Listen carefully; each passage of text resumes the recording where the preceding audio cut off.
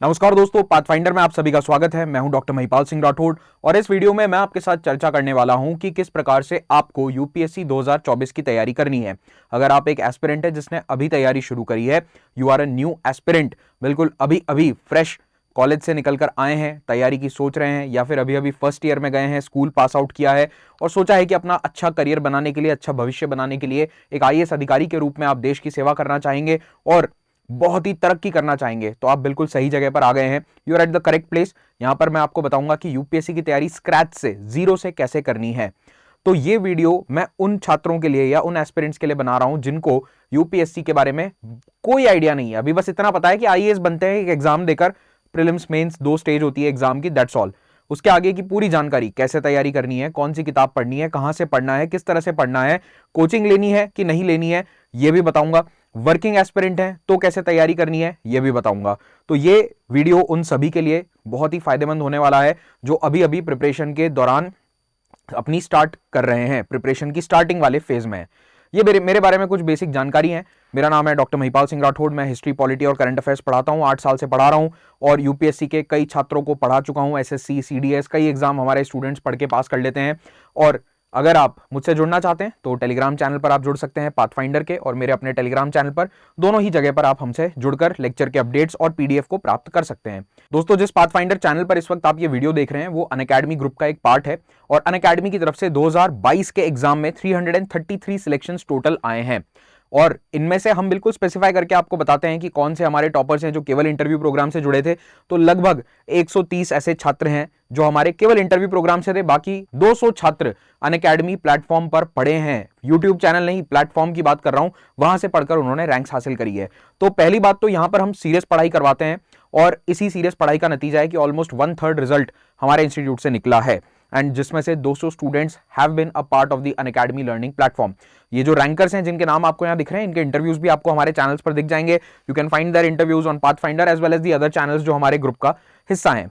Pathfinder के channel पर यह हमारी कोर टीम है जो आपको लेक्चर्स पढ़ाती है। मैं यानी कि महिपाल राठौड़, फिर Aniruddh sir, Kinjal sir, Nidhi ma'am, Devraj sir, Shubhendra sir and also इस फोटो में कुछ नए एजुकेटर्स हैं जिनका अभी फोटो नहीं है, पर प्रोबेबली जब आप ये वीडियो देख रहे होंगे उस समय तक वो हमारे चैनल पर जुड़ चुके होंगे। सीसैट के लिए ऑलरेडी इम्तियाज सर क्लासेस ले रहे हैं, he is also part of the pathfinder team now. आइए सबसे पहले अब एग्जाम पैटर्न के बारे में जानकारी ले लेते हैं। देखिए, एग्जाम 2 स्टेजेस का होता है, प्रिलिमिनरी और मेंस। 3 स्टेज नहीं होते हैं। Interview is part of mains. तो लोगों को एक भ्रांति रहती है कि इंटरव्यू एक अलग स्टेज है। जी नहीं, interview is part of the second stage, that is the GS.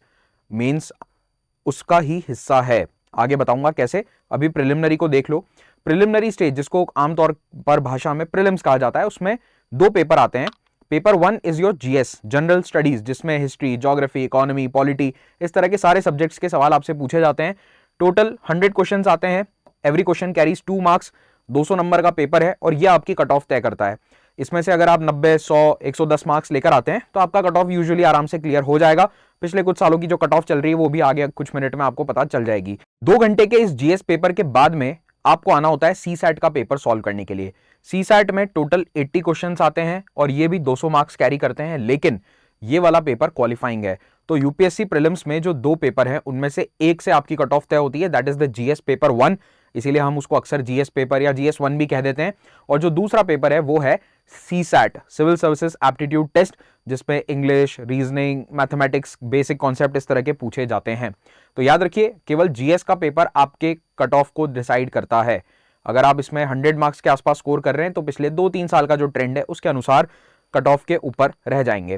दोस्तों, एग्जाम का दूसरा हिस्सा है मेंस। सेकंड स्टेप मेंस है। अगर आप इंटरव्यू और मेंस को देखें तो वो एक ही स्टेज है। Interview is part of mains. Interview is a part of mains. तो जब आप प्रिलिमिनरी एग्जाम में कट ऑफ स्कोर से ज्यादा नंबर लाते हैं तो आपको थियरी पेपर लिखने पड़ेंगे, सब्जेक्टिव पेपर लिखने पड़ेंगे और ये पेपर ही एक्चुअली में आपकी रैंक तय करते हैं। तो मेंस एक रिटन या सब्जेक्टिव एग्जाम है। इसमें एमसीक्यूज नहीं आते हैं, मल्टीपल चॉइस क्वेश्चन जैसा आपने प्रीलिम्स में देखा था वैसा यहां पर नहीं पूछा जाता है। यहां पर आपसे सवाल पूछा जाएगा जिसका जवाब आपको 150, 200, 250 शब्दों में लिखना होता है। कुल मिलाकर 9 पेपर होते हैं। 2 पेपर होंगे भाषा के, लैंग्वेज के, एक ऐसे का, 4 जनरल स्टडीज के पेपर हैं और उसके बाद 2 होंगे ऑप्शनल के पेपर्स। कुल मिलाकर 9 पेपर हैं। क्वालिफाइंग पेपर मतलब भाषा के पेपर, तो paper A is any one Indian language, कोई भी एक भारतीय भाषा। अगर आप उत्तर भारत से हैं तो ऑफकोर्स आप हिंदी सिलेक्ट कर लेंगे, या कोई भी भाषा कर सकते हैं, मैथिली भी कर सकते हैं, आप संस्कृत भी कर सकते हैं। एनी वन लैंग्वेजेस जो इंडिया के संविधान के अनुसार रिकग्नाइज्ड है, उसको आप यहां पर अटेम्प्ट कर सकते हैं। 300 नंबर का पेपर है और उसमें आपको 25% मार्क्स लेकर आने हैं। Paper B that is English, ये कंपलसरी होता है। तो चाहे आप भारत के किसी भी कोने से आते हो, तमिलनाडु से हो, गुजरात से हो, जम्मू कश्मीर से हो या मणिपुर से हो, आपको इंग्लिश यानी कि पेपर बी देना जरूरी है। कुछ एक्सेप्शन इसमें सरकार ने दिए हैं, वो आप फॉर्म में देख लीजिएगा, बहुत लिमिटेड एक्सेप्शंस हैं इसमें, इक्का दुक्का, वरना 99% छात्रों को ये लिखना पड़ेगा। तो पेपर ए और पेपर बी की आपके लिए यहां पर लैंग्वेज पेपर्स को क्वालिफाइंग रखा है यूपीएससी ने, केवल 25% मार्क्स इसमें स्कोर करना है।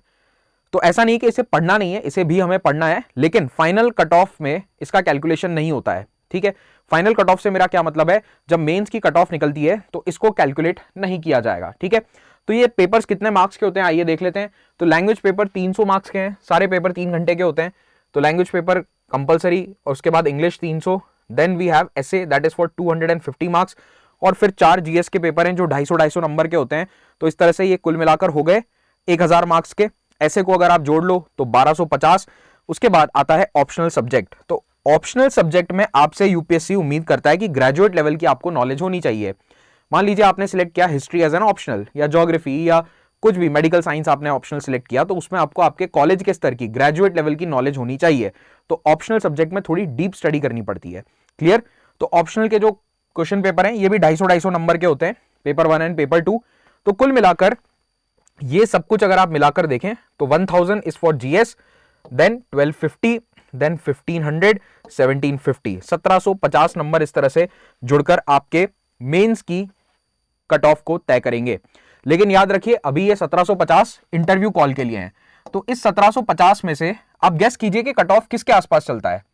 तो अगर हम पिछले 7-8 सालों का ट्रेंड देखें तो यहां पर अगर आप लगभग 40% नंबर लेकर आ गए तो आपको इंटरव्यू कॉल मिल जाएगा। तो कैलकुलेट कर लेना कितना होता है 40% ऑफ 1750, 40 to 45 के बीच में अगर आपका स्कोर है तो बहुत अच्छा स्कोर है। 47-48% पे तो आप टॉप 100 में रैंक लेकर आ जाएंगे। I am talking about mains marks. Okay, interview अभी जुड़ना बाकी है। लेकिन इंटरव्यू के नंबर कितने हैं? अक्सर लोग इंटरव्यू को इतना हवा बना देते हैं, यूट्यूब पर इतने सारे आपको वीडियो मिल जाएंगे कि इसका इंटरव्यू देख लो, इसका मॉक इंटरव्यू देख लो। ठीक है, मॉक इंटरव्यू इज इंपॉर्टेंट, लेकिन इंटरव्यू के number ultimate in the larger scheme of things केवल 275 है। तो मैं तो ये कहता हूं अपने स्टूडेंट्स को कि आप इंटरव्यू को केवल एक पेपर की तरह ट्रीट कीजिए। यहां पे आप ऑलरेडी 9 पेपर दे रहे हैं, इंटरव्यू एक तरह का आपका 10वां पेपर है। अगर आप इंटरव्यू में खराब भी कर जाएंगे तो भी अगर आपके जीएस में बहुत अच्छे नंबर हैं, आपका सिलेक्शन आश्वस्त है। Nobody can stop you from getting selected into the list. हाँ, थोड़ा रैंक ऊपर नीचे हो जाएगी। अगर इंटरव्यू में अच्छा करते हो तो आपके टॉप 100 में आने के चांसेस, आईएएस मिलने के चांसेस ज्यादा रहते हैं। अगर इंटरव्यू बहुत बुरा भी करके आओगे लेकिन जीएस के पेपर्स में अच्छा करके आए हो, रिटन में अच्छा करके आए हो, तो भी सिलेक्ट तो हो जाओगे। कोई ना कोई सर्विस पक्का मिलेगी, 100% आपको मिल जाएगी। So consider interview like the 10th subject. सबसे इंपॉर्टेंट पॉइंट है ये, इसको भूल मत जाना। जब 1.5-2 साल बाद आप इंटरव्यू देने जाओगे तब आपको रियलाइज होगा कि इसकी क्या इंपॉर्टेंस है। आप में से कई लोग, मुझे उम्मीद है कि 2025 में जब इंटरव्यू दे रहे होंगे उस समय आप मेरे शब्दों को याद करेंगे। तो ये आपने पैटर्न देख लिया। अब सिलेबस देख लो। तो जीएस 1 में आता है हिस्ट्री, सोसाइटी, ज्योग्राफी। बेसिकली अगर आप कोर देखो तो हिस्ट्री और ज्योग्राफी यहां पर कोर सब्जेक्ट्स हैं। जीएस 2 के पेपर में कोर है governance, constitution, polity, social justice and IR.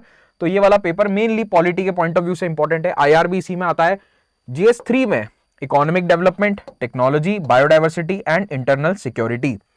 GS 4 paper है एथिक्स, इंटीग्रिटी एंड एप्टीट्यूड का। फिर आते हैं शेड्यूल क्या रहेगा 2024 का एग्जाम, जो आप लोगों का टारगेटेड एग्जाम है। इसका प्रिलिमिनरी एग्जाम होगा 26 मई 2024 को। ऑलरेडी यूपीएससी अपना कैलेंडर जारी कर चुका है। जिसको नहीं पता कैलेंडर क्या होता है, यूपीएससी की वेबसाइट पर जाना, कैलेंडर एक जगह आपको मिल जाएगा। उसमें हर एग्जाम की डेट आपको लिखित में मिल जाती है कि यूपीएससी कौन सा एग्जाम कब कंडक्ट करवाएगा, उसकी डेट्स आपको मिल जाएगी। मेंस की तारीख है 20 सितंबर से, 5 दिन मान के चल लो, तो 20 से 25 सितंबर 2024 के बीच में होगा। इंटरव्यू का शेड्यूल कुछ फिक्स नहीं है, लगभग जनवरी में शुरू हो जाते हैं, कभी कभी आधा महीना 1 महीना आगे पीछे भी हो जाता है। तो मोस्टली जनवरी टू अप्रैल के बीच में इंटरव्यू चलेंगे। और आप जो ये वीडियो 2023 में या शायद 24 में भी देख रहे हो, आप 2025 में सिलेक्ट हो सकते हैं अगर आप पहले अटेम्प्ट में क्लियर कर लें। Your dream will come true sometime in April और मई ऑफ 2025। तो जैसे 2023 का रिजल्ट जो है मई में आया था, 22 या 23 मई 2023 को 2022 के एग्जाम का रिजल्ट आया था। तो यूपीएससी में रिजल्ट 1 साल पुराने एग्जाम का आता है। अगर आप 2024 का पेपर देंगे तो उसका फाइनल रिजल्ट या इंटरव्यू वाला स्टेज कब होता है? 2025 में। तो इसीलिए थोड़ा सा मेंटली अपने आप को प्रिपेयर रखना कि ये 2 साल की यात्रा मिनिमम रहने वाली है। अगर पहले अटेम्प्ट में सिलेक्ट हो गए तो 2 साल की यात्रा है, पहले अटेम्प्ट में सिलेक्ट नहीं हुए तो शायद 3 या 4 साल भी लग सकते हैं। सो बी मेंटली प्रिपेयर्ड। तो ये आपका कैलेंडर है। इसमें मैं बस आपको ये बताना चाहता हूं कि साल कितना लंबा होता है और इसमें हमारा एग्जाम होगा यहां पर। तो आपके पास अभी वैसे समय है, क्योंकि ये 2024 की बात कर रहे हैं हम, अभी हम 2023 में। Right now when I am recording this video it is the end of June, the beginning of July 2023। तो लगभग हमारे पास अभी 1 साल का समय है, लगभग क्या एग्जैक्टली 1 साल का समय है। तो 26 मई से यहां पर सितंबर में होगा मेंस, ठीक है, 20 सितंबर के आसपास मेंस शुरू होगा। तो आपको यहां पर 4 महीने मेंस के लिए मिलने वाले हैं और उसके बाद इंटरव्यू के लिए भी आपको 3-4 महीने प्रॉपर प्रिपरेशन के लिए मिल जाएंगे। आपका जो सबसे इंपॉर्टेंट दिन है वो मेरे ख्याल से होना चाहिए प्रीलिम्स का दिवस। The D day for you will be 26 May 2024। D day से मेरा क्या तात्पर्य है? जो स्टूडेंट्स थोड़ा बहुत हिस्ट्री का ज्ञान रखते हैं उनको बता दूं, ये फोटोग्राफ है वर्ल्ड वॉर 2 का, जब अमेरिका, यूके, फ्रांस और सहयोगी देश या मित्र देश अटैक कर रहे थे फ्रांस के तट पर। और यह अटैक क्यों किया जा रहा था? क्योंकि फ्रांस था जर्मनी के कब्जे में और उस दिन उन्होंने लाखों सैनिकों को फ्रांस के तट पर उतारा था और एक बहुत ही भीषण लड़ाई लड़कर उन्होंने फ्रांस में अपनी पकड़ बनाई। फिर धीरे धीरे धीरे आगे पुश करते हुए जर्मनी को हरा दिया और 1 साल के अंदर अंदर by the summer of 1945 Berlin तक पहुंच चुके थे। लेकिन शुरुआत हुई थी किस दिन? 6 जून 1944। तो ये जो यूपीएससी का एग्जाम आता है ना, ये लगभग जून फर्स्ट वीक या मई के लास्ट वीक में आता है। तो ये उसी समय वर्ल्ड वॉर 2 में ऑपरेशन ओवरलॉर्ड चल रहा था, डी डे उसी समय आसपास आया था। तो मैं इसका एग्जाम्पल कई बार अपने स्टूडेंट्स को देता हूं। तो ये जो सैनिक है ना, ये भयभीत हैं, ये डरे हुए हैं कि ये बोट जाएगी, समुद्र किनारे पहुंचेगी और सामने से नाजी जर्मनी के सैनिक गोलियां बरसाएंगे। यूपीएससी भी आप पे गोलियां बरसाने के लिए तैयार बैठी है, वो भी स्नाइपर राइफल लेकर बैठी है कि कब इन पर हम गोलियां बरसा दें। ये एस्पिरेंट जो आ रहे हैं, कौन सी गोलियां? प्रश्नों की गोलियां। तो वो प्रश्न की गोलियों से आपको डरना नहीं है। इनकी तो सच में जान खतरे में थी, आपकी तो केवल नोशनली जान अटकी हुई है क्वेश्चंस में। तो घबराए नहीं, जैसे ये सैनिक डी डे में जीत गए थे वैसे आप भी जीतेंगे, मुझे पूरा भरोसा है। अब थोड़ा सिलेबस में डिटेल में बात कर लेते हैं। प्रीलिम्स का सिलेबस कैसा है? तो पेपर 1 है current events of national and international importance. UPSC खुद कहता है कि करंट इवेंट्स पर हम सवाल पूछेंगे। बाय द वे यूपीएससी का जो सिलेबस है ना, लोग कहते हैं कि बहुत डिटेल में दिया हुआ है, बहुत डिटेल में दिया हुआ है, एक मिथ सा बना रखा है। प्रीलिम्स का सिलेबस डिटेल में नहीं है, ठीक है, गेट दिस फैक्ट राइट। आपके माता पिता हो सकता है कई लोगों को ये भ्रांति हो कि प्रीलिम्स मेंस सबका सिलेबस बहुत डिटेल में नहीं है। मेंस का सिलेबस है, प्रीलिम्स का नहीं है। ऑप्शनल का सिलेबस बहुत डिटेल में दे रखा है। यूपीएससी यहां पर जीएस के और प्रीलिम्स के सिलेबस में थोड़ी सी कोताही बरतती है, लेकिन ये जरूर कहती है कि करंट इवेंट्स आएंगे, इसीलिए हम आपको करंट इवेंट्स पढ़ाते हैं। पाथफाइंडर चैनल पर हमने बहुत अच्छे अच्छे करंट इवेंट्स के वीडियोस बना रखे हैं, उनको जरूर देखिएगा। Second, history of India and Indian national movement. तो इसके अनुसार तो मोस्टली मॉडर्न हिस्ट्री पूछा जाना चाहिए, लेकिन ऐसा नहीं होता है। हिस्ट्री ऑफ इंडिया जब वो कह रहा है यूपीएससी, तो इसका मतलब है कि एंशिएंट और मिडिवल भी इसमें शामिल हो गया। आउटराइट या एक्सप्लिसिटली कहीं आर्ट एंड कल्चर का नाम यहां पर नहीं लिखा गया है, जिक्र नहीं किया गया है, लेकिन उसके ऊपर भी कभी कभी सवाल आ जाते हैं। Then Indian and world geography. तो ज्योग्राफी के अंदर physical, social, economic geography of India and the world, Indian polity and governance, constitution, political system, Panchayati Raj, public policy, rights issues etcetera. Economic and social development, ये economy subject है, sustainable development, poverty, inclusion, demographic, social sector initiatives etcetera. Then finally general issues on environmental ecology. अब UPSC कहता है कि हम general issues पूछेंगे आपसे, लेकिन काफी स्पेसिफिकली पूछे जाते हैं, डिटेल में घुसकर पूछे जाते हैं। Biodiversity, climate change, that do not require subject specialisation. तो यूपीएससी लिखता है कि आपको पीएचडी करने की आवश्यकता नहीं है या फिर एमए एनवायरमेंटल साइंस में करने की जरूरत नहीं है, लेकिन एक बेसिक ग्रेजुएट जितनी नॉलेज यूपीएससी पूछता है। वो कहता है कि हम आपसे नहीं पूछते सब्जेक्ट स्पेशलाइजेशन वाली, लेकिन वो पूछ रहा है, तो ये बात अपने दिमाग में बिठा लें। Finally general science. General science का कोई सिलेबस नहीं है, कुछ भी पूछ सकते हैं आपसे, एटम की संरचना से लेकर प्रोटॉन न्यूट्रॉन से लेकर न्यूक्लियर एक्सप्लोजन तक, और मॉडर्न टेक्नोलॉजी जैसे नैनो टेक्नोलॉजी कैसे काम करती है, या फिर कुछ भी सबमरीन्स कैसे काम करती हैं, it could be anything. Satellite से लेकर स्पेस प्रोग्राम से लेकर आपसे ये भी पूछा जा सकता है कि सेल बायोलॉजी कैसे काम करती है, मॉलिक्यूलर बायोलॉजी कैसे होती है, सब कुछ आपसे पूछा जा सकता है। फिर आते हैं paper 2, that is CSAT पर। सी सैट का जो पेपर है, जैसा पहले बताया, क्वालिफाइंग होता है, 33% मार्क्स आपको इसमें चाहिए। तो 33% कितना हो जाता है? 200 का लगभग 66, लगभग क्या एग्जैक्ट 66 नंबर होते हैं, 66। आप मान के चलो 70 चाहिए, आप 66 में मत अटकना, आप 70 मान के चलो। और ट्रेंड ये हो गया है कि 2016-17 के बाद से सीसैट टफ होता जा रहा है। इनफैक्ट 2019-20 के बाद से तो लेवल काफी बढ़ गया है और 2021-22 का पेपर काफी टफ आया था।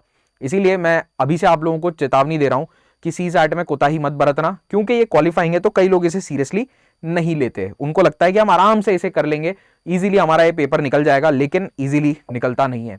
तो सीसैट में क्या क्या पूछा जाता है? Comprehension, interpersonal skills including communication, logical reasoning, analytical ability, decision making and problem solving, general mental ability, basic numeracy, numbers and the relations, orders of magnitude etcetera, class 10th level. ये भी एक मिसनॉमर है, पता नहीं यूपीएससी ने क्यों लिख रखा है ये क्लास 10th लेवल। उन्होंने यहां पर भी लिखा हुआ है data interpretation class 10th level. Mathematics थोड़ी सी हाई लेवल की पूछी जा रही है आजकल। परम्यूटेशन कॉम्बिनेशन के बहुत सवाल आ गए थे 2023 के सीसैट के पेपर में। तो स्किल 10th की बेसिक है, जरूरी है, लेकिन उससे ऊपर के सवाल आने लगे हैं। तो आपको भी अपनी प्रिपरेशन का दायरा या अपनी प्रिपरेशन की लेवल को बढ़ाना पड़ेगा। क्लियर?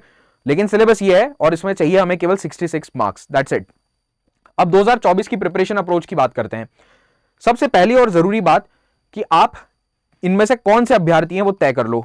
क्या आप एक फ्रेशर हैं, यानी कि अभी अभी तैयारी शुरू करना चाहते हैं, कॉलेज हो चुका है, या फिर कॉलेज में फर्स्ट ईयर में आए हैं और सोच रहे हैं कि तैयारी शुरू करूं। हो सकता है कि आप एक रिपीटर एस्पिरेंट हैं, पहला अटेम्प्ट दे दिया बिना किसी तैयारी के, ज्यादा सोचे समझे, बिना बूझे, बिना मेरे वीडियोस को देखे आपने पहला अटेम्प्ट दे दिया। अब आप सिंसियरली तैयारी करना चाहते हैं, तो आपको क्या करना है? तो आप आते हैं सेकंड कैटेगरी में।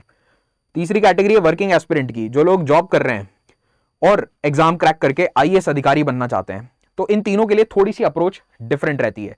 कैसे? समझाता हूं। देखो, अगर आप एक फ्रेशर हो या एक कॉलेज गोइंग स्टूडेंट हो, तो आपको थोड़ा सा एक अलग अप्रोच रखना पड़ेगा कि आपको तैयारी के लिए ज्यादा समय देना है। Let's say that you are a first year student. First year student के पास काफी समय होता है मेरे अनुसार, अगर आप कोई बहुत हाई फाई प्रोफेशनल कोर्स नहीं कर रहे हैं, जैसे कि अब आप कहीं कोई बहुत ही हाई फाई प्रोफेशनल कोर्सेज जिसके अंदर आपको बहुत ज़्यादा पढ़ना होता है, ऐसा नहीं है। नॉर्मल आपकी ग्रेजुएशन चल रही है, बीए, बीकॉम, बीएससी, इस तरह की ग्रेजुएशन है, तो आपके पास समय रहेगा। उस समय का सदुपयोग करें। आपके पास 2 से 3 साल है, उन 2-3 सालों को अच्छे से आपको यूटिलाइज करना है। सेकेंड, फ्रेशर से मेरा मतलब यहाँ पर वो स्टूडेंट से है जो अपनी ग्रेजुएशन करके आ चुका है और अब तैयारी स्टार्ट करना चाहता है। उन दोनों के पास पूरा समय है। तो फ्रेशर 1 साल लेकर चले।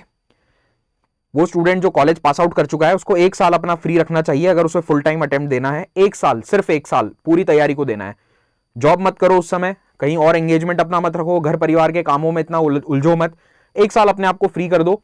और भारत में ये प्रॉब्लम नहीं आती, हर माँ बाप सोचता है मेरा बच्चा आईएएस बनेगा, तो वो आसानी से आपको 1 साल दे देंगे अगर माँ बाप से पूछने की जरूरत है तो।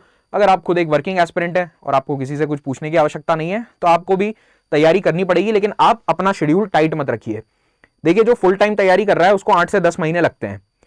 अगर आप एक वर्किंग एस्पिरेंट हैं तो आप भी कर सकते हैं 1 साल में, लेकिन अच्छा ये रहेगा कि आप 2 साल बाद के एग्जाम को टारगेट करो। अगर आपने आज ये ठानी है कि मुझे यूपीएससी देना है, तो 2023 की बजाय, मतलब 2023 में तैयारी करते समय 2024 की बजाय 25 को टारगेट रखोगे, बेहतर रहेगा। Why? Because you will have to put more time, more efforts आपको देने पड़ेंगे। आपकी जॉब है, अगर आप जॉब कर रहे हो तो मोस्ट प्रोबेबली शायद परिवार वाले भी हो सकते हैं आप, तो ऐसे में आपकी कुछ पारिवारिक जिम्मेदारियां हैं, जॉब के प्रति जिम्मेदारियां हैं, उन सबको पूरा करने में समय जाता है। तो आपको वर्किंग एस्पिरेंट के तौर पे सबसे पहले यह तय करना है कि आपका टारगेटेड अटेम्प्ट कौन सा है। मैं ये सुझाव दूंगा कि 1.5-2 साल ले लो। आज अगर सोचना शुरू कर रहे हो तो पढ़ना स्टार्ट कर दो, start studying, start preparing, but target and attempt a little bit letter. 2 साल डाउन द लाइन सोच लो। आपको लगेगा महिपाल सर अपना 2 साल के लिए बच्चे को लाना चाह रहे हैं, इसीलिए बोल रहे होंगे कि हमारे पास 2 साल आएगा, पढ़ेगा। जी नहीं। कई सारे वर्किंग एस्पिरेंट से मैं बहुत टच में रहता हूँ। Many working aspirants have been giving this exam. बहुत सारे लोग मेरे टच में हैं। मैंने यही कॉमन ट्रेंड महसूस किया है कि उनको स्ट्रेस बहुत ज़्यादा हो जाता है। जॉब की जिम्मेदारी, घर परिवार की जिम्मेदारी, बीवी बच्चे हैं कई लोगों के, उसके बाद आप यूपीएससी का एडिशनल स्ट्रेस ले रहे हो, जो अपने आप में एक बहुत बड़ा चैलेंज है। तो आपको थोड़ा सा ईजी लेना पड़ेगा। ईजी मतलब अटेम्प्ट 1 साल बाद में लेना है। ईजी मतलब पढ़ाई में ईजी नहीं लेना है। ओके, पढ़ाई तो आपको उतनी करनी है जितना इनको करना है। तो रिपीट जो कर रहे हैं उनको भी ये बात ध्यान में रखनी है कि आप ऑलरेडी शायद अपना 1 साल दे चुके हैं, आपने अच्छे से शायद तैयारी नहीं करी, कहीं गलत जगह तैयारी करने पहुंच गए, या फिर तैयारी बिल्कुल नहीं करी, सोचा कि मैं खुद से कर लूंगा, खुद से हुआ नहीं। तो फिर आप ये देखो कि आपके एफर्ट्स में क्या कमी थी। अगर क्लासेस लेनी है, कोचिंग लेनी है, तो ज्वाइन कर लो। अनअकैडमी पर हम पढ़ाते हैं, पाथ फाइंडर का नया बैच आ रहा है, उसमें आप ज्वाइन कर सकते हो। फ्रेशर है, कॉलेज गोइंग स्टूडेंट है, क्या वो सेल्फ प्रिपरेशन कर सकते हैं? इसका जवाब थोड़ा सा ट्रिकी है। देखो, सेल्फ प्रिपरेशन बिल्कुल करी जा सकती है, 100% यू कैन डू इट, अगर आप बहुत ही मेहनती और बहुत ज्यादा एंटरप्रेन्योरियल माइंड सेट वाले हैं। एंटरप्रेन्योरियल माइंडसेट से मेरा क्या मतलब है? आप एक उद्यमी छात्र रहे बचपन से, कभी स्कूल में होमवर्क मिस हो गया तो मम्मी को कहने की आवश्यकता नहीं पड़ी कि बेटा अपने दोस्त का होमवर्क जरा कॉपी कर ले। आपने पहले से ही जुगाड़ कर रखा है कि उसका होमवर्क लिया है, क्लास में क्या पढ़ाया उससे पूछ लिया, और अगली क्लास में आप अप टू डेट हैं। यानी कि आपकी 2 दिन स्कूल मिस हो भी गई तो भी आप तीसरे दिन क्लास के बाकी बच्चों के बराबर आ जाते थे। अगर आप उस प्रकार के छात्र हैं और हर व्यक्ति को यह पता होता है कि क्या वो स्टूडेंट उस प्रकार का है या नहीं, तो फिर आप सेल्फ स्टडी के लिए जाओ। लेकिन अगर आप वो छात्र रहे हैं जो बचपन से डंडा मार के ही गाड़ी चली है अपनी, धक्का मार के ही, माँ बाप ने थोड़ा धक्का दिया तब पढ़ना शुरू किया, मम्मी ने डांटा कि अरे बेटा 2 दिन स्कूल मिस हो गई तो तू होमवर्क तो देख ले अपने दोस्त से, तब आप उसका होमवर्क लेकर आ रहे हो, उस प्रकार के छात्र अगर आप रहे हैं तो फिर सेल्फ स्टडी मत करना, आपका समय खराब होगा। सेल्फ स्टडी से मेरा मतलब है कि अपने स्तर पर पूरी तैयारी कोशिश करने की चेष्टा करना, ये मत करिएगा। थोड़ा सा गाइडेंस ले लो। गाइडेंस वैसे हल्का फुल्का सभी को चाहिए, लेकिन मैं बात कर रहा हूं यहां पर क्लासेस की, जिसे हम कोचिंग कहते हैं। ठीक है, कोचिंग वैसे स्पोर्ट्स का शब्द है। स्पोर्ट्स में कोच बताते हैं आपको कि आप खेलते तो हो, आपको खेलना आता है। सचिन तेंदुलकर को 25-26 की उम्र में कोई नहीं सिखाता था कि भैया आपको ऐसे शॉट मारना है या वैसे मारना है, लेकिन सचिन का भी कोच होता था। विराट कोहली भी जब खेलते हुए उसे 10 साल हो चुके हैं, उसके बाद भी उसे कोच की आवश्यकता थी। हाँ, वैसे विराट कोहली को कोच की आवश्यकता नहीं थी, but still you get my point कि बेहतरीन से बेहतरीन जो एथलीट्स हैं उन्हें भी कोच की आवश्यकता होती है। अब कोई माइकल फेल्प्स को जाकर ये नहीं सिखाता था कि सर आप ऐसे तैरो, नहीं, आप बेटर कैसे कर सकते हो ये सिखाने की आवश्यकता होती है। वैसे ही आप लोग हमारे लिए एक एथलीट हैं। आपको पढ़ना आता है, वो तो स्कूल वालों ने बचपन में सिखा दिया आपको, माता पिता ने, स्कूल्स ने, कि बेटा पढ़ना ऐसे है, इसको ऐसे लर्न करते हैं, इसको ऐसे रट के लिख देते हैं, ऐसे एग्जाम पास हो जाता है। वो आपको आता है। आपको दौड़ना आता है, लेकिन आपको हुसैन बोल्ट हम बनाएंगे। ठीक है, यहां पर आपको हुसैन बोल्ट बनना पड़ेगा।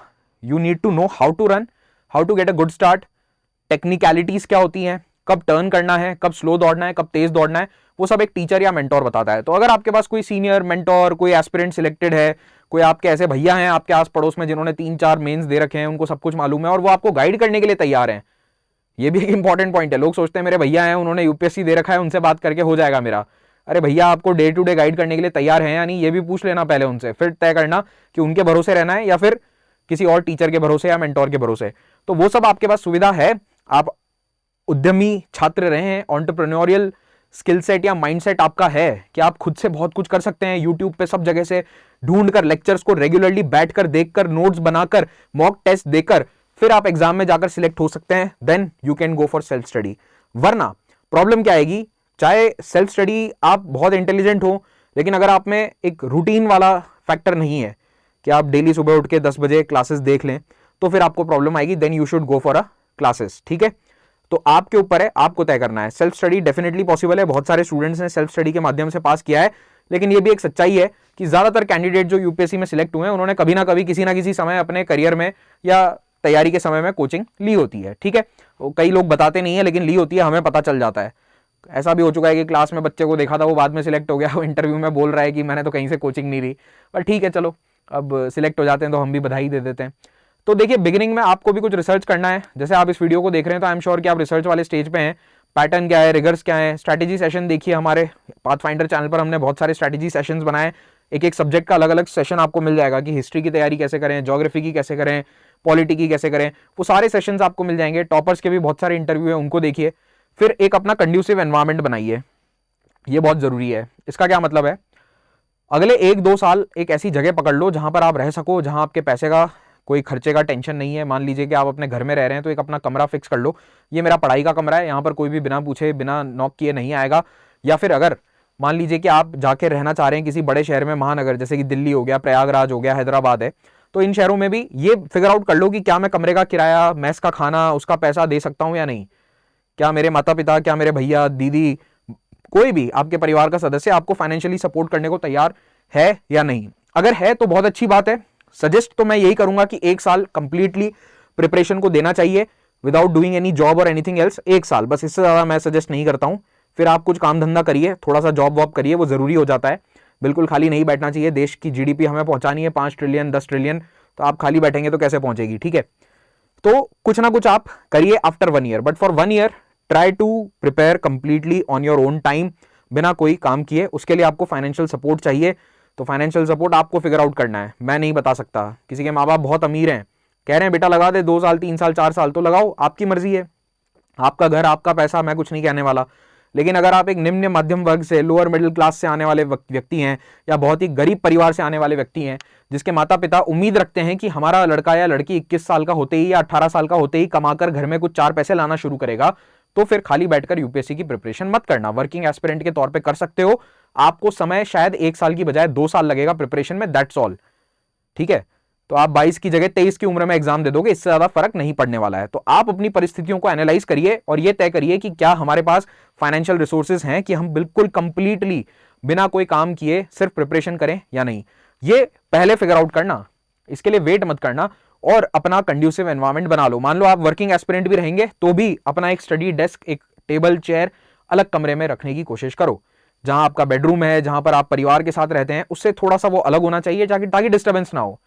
वरना पता चला मामा जी फूफा जी चाय पे आ रहे हैं और आपको बोल रहे हैं कि मम्मी बोल रही है जा बेटा चाय के लिए शक्कर खत्म हो गई है, लेकर आ जा, जा जरा धनिया पुदीना लेकर आ जा। तो इन कामों में अगर उलझ जाओगे तो फिर यूपीएससी थोड़ा सा मुश्किल रहेगा। इसीलिए कोशिश करो कि एनवायरमेंट घर का ऐसा हो, या उस कमरे का जहां पर आप पढ़ रहे हैं वो ऐसा हो कि कोई डिस्टर्बेंस ना हो।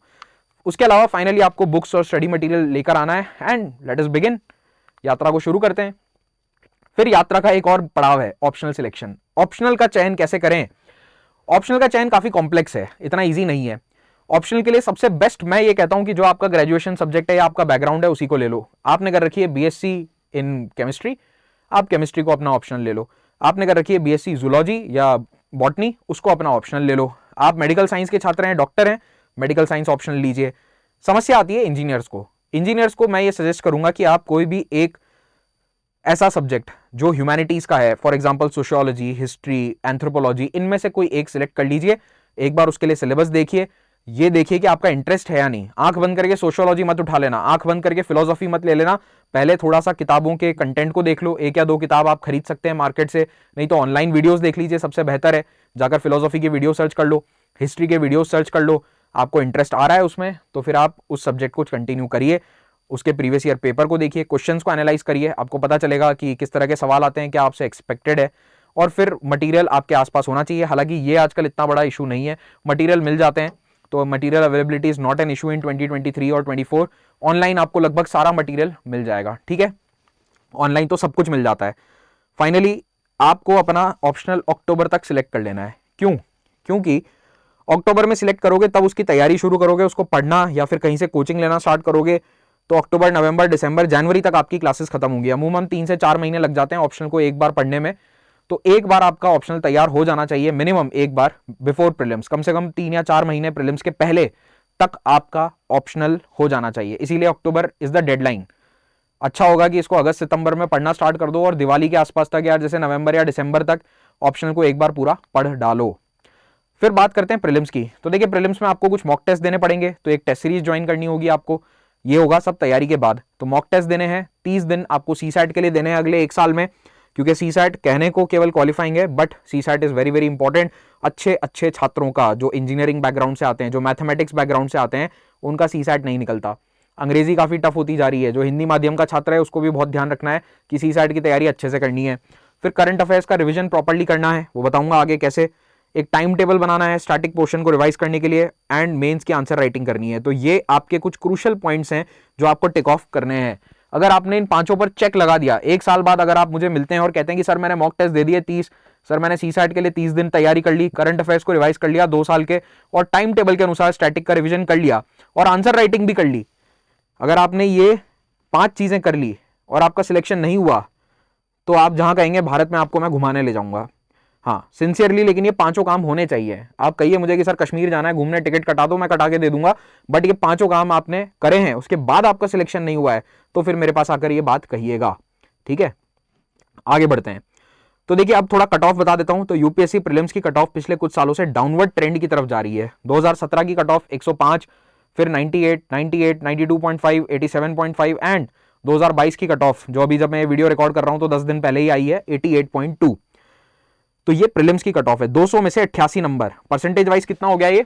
आपको लगभग 45% नंबर लाने हैं, मतलब 44 ही लाने हैं टेक्निकली, पर मैं 45% कह रहा हूं। तो 45% नंबर अगर आप प्रीलिम्स में ले आते हैं, which is an MCQ based exam, आपका सिलेक्शन हो जाएगा मेंस के लिए। फाइनल सिलेक्शन नहीं, मेंस के अंदर आपका कॉल आ जाएगा। मेंस में आपको कितने नंबर लाने, मैंने आपको बताया था कि जो 1750 वाला जो स्कोर होता है ना, 1750 वाला, उसमें आपको लेकर आने हैं केवल 42% के आसपास, 40-42 ले आओ। और जब इंटरव्यू पूरा हो जाता है तो इंटरव्यू के बाद जो फाइनल मार्कशीट आती है 1750 प्लस इंटरव्यू के 275, तो ये कितने हो जाते हैं 2025 में से जो फाइनल स्कोर आता है, उस 2025 में से अगर आपके 48% हैं तो आप टॉप 100 में आ जाओगे।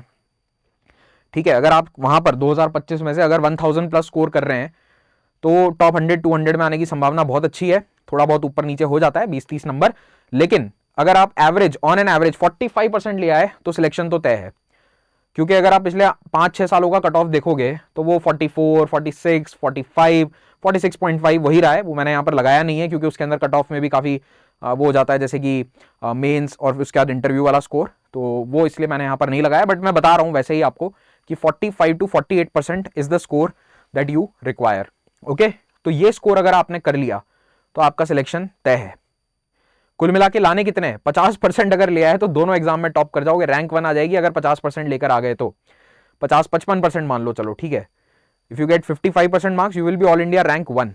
तो अब ये ऐसा क्या कठिन एग्जाम है कि इसमें 50% नंबर नहीं आते? ये फैक्ट मैं जब कई स्टूडेंट्स के माँ बाप को बताता हूं तो बड़े हैरान हो जाते हैं कि बस 50% लाना है। अरे हमारा राहुल तो 95-97% लाया बोर्ड में, लेकिन वो बोर्ड के 95 या 97% यहां पर काम नहीं आते। क्यों नहीं आते अभी बताते हैं। चलो, अब आपको घबराना नहीं है। सबसे पहले तो nothing is impossible. Daily targets आपको बनाने हैं। स्टैटिक सब्जेक्ट कितने दिनों में पढ़ना है, कितने चैप्टर, कितने पेज, हर संडे को रिवीजन करना है, ये बहुत जरूरी है। प्रीलिम्स के लिए रिवीजन बहुत ज्यादा इंपॉर्टेंट होता है, और मेंस के लिए किस डेप्थ में आपने रीडिंग करी है और कितनी वॉल्यूम की रीडिंग करी है वो इंपॉर्टेंट है। अब अप्रोच में ये वॉल्यूम वाला गेम बहुत इंपॉर्टेंट हो जाता है। मेरा मतलब क्या है वॉल्यूम से, समझो इसको। बाय वॉल्यूम आई मीन कि आपने कितनी गहराई से, कितनी डिटेल में, कितनी किताबें, कितना ज्ञान बटोरा है। जी हां, ज्ञान बटोरना पड़ेगा, बहुत सारा ज्ञान बटोरना पड़ता है। प्रीलिम्स में क्या होता है ना कि एमसीक्यू पूछे जाते हैं, तो सिर्फ एमसीक्यू जब आते हैं तो उसमें आपको टिक करना है। ऐसा हमें लगता है कि 4 में से एक ऑप्शन टिक करना कितना ही मुश्किल होगा। भारत की आबादी कितनी है, 110 करोड़, 120 करोड़, 140 करोड़, 180 करोड़। इसमें कितना ही कठिन सवाल है, लेकिन ऐसे सवाल यूपीएससी नहीं पूछता है। यूपीएससी आपसे पूछेगा कि decadal growth in the 1981 to 91 census was highest और higher than the 71 to 81 decadal period. Is the statement correct and is the statement 1 और the statement 2 the correct reason of the statement 1। कुछ growth के लिए 2 statement 2 भी दे देंगे। तो इस तरह के क्वेश्चन पूछे जाते हैं। सिंपल सवाल नहीं आते कि देश की आबादी कितनी है, या देश के अंदर नदियां कितनी हैं, या देश के अंदर कितने डैम बने हुए हैं। ये सब पूछा जाता है वनडे एग्जाम्स में। वनडे एग्जाम से मेरा मतलब है जैसे कि एसएससी सीजीएल हो गया, हालांकि अब तो वो भी वनडे का नहीं रहा है, बट बैंक, रेलवे, इस तरह के एग्जाम्स में सवाल आ जाते हैं। यूपीएससी आपसे इन डेप्थ नॉलेज रखना या टेस्ट करना चाहता है। तो इसीलिए मेंस में ये डिपेंड करता है कि आपने कितनी गहराई से क्या क्या पढ़ा है। Volume of reading will change, और volume of reading will change your rank और सिलेक्शन। आपने अगर इतिहास की 1 की जगह 2 किताबें पढ़ी है तो फर्क पड़ेगा। मैं ये नहीं कह रहा कि 2 पढ़नी है या पीएचडी करनी है, लेकिन थोड़ा बहुत फर्क पड़ जाएगा अगर आपने 2 किताबें पढ़ी हैं तो। क्लियर? तो वॉल्यूम ऑफ रीडिंग वाला अप्रोच आपको मेंस के लिए रखना है ताकि आंसर्स में गहराई आए। प्रीलिम्स के लिए टॉपिक जो पढ़े हैं उन्हें बार बार रिवाइज करना एमसीक्यू के लिए इंपॉर्टेंट हो जाता है। करंट अफेयर्स धीरे धीरे इंपॉर्टेंट होते जा रहे हैं, लेकिन करंट अफेयर्स की प्रॉब्लम ये कि वो बहुत अनप्रिडिक्टेबल है। Now I am in the current affairs teaching line, तो मुझे पता है कि करंट अफेयर्स कैसे पढ़ाना है, इसीलिए पाथ फाइंडर पे जो हम पढ़ाते हैं उस पर फोकस करो। पाथ फाइंडर पे हम आपके लिए दोनों तरह के वीडियोस लेकर आते हैं, जो स्टैटिक के भी होते हैं और करंट अफेयर्स के भी। यूपीएससी 2023 का जो प्रीलिम्स पेपर था वो लगभग 26% करंट अफेयर से पूछा गया था।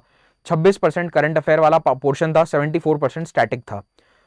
ये चेंज होता रहता है। 2016 के अंदर ऑलमोस्ट 70% पेपर करंट अफेयर से आया था, हालांकि दैट वाज एन एबरेशन, लेकिन आप मान के चलो कि 20 से 30% पेपर आज भी करंट अफेयर से आता है।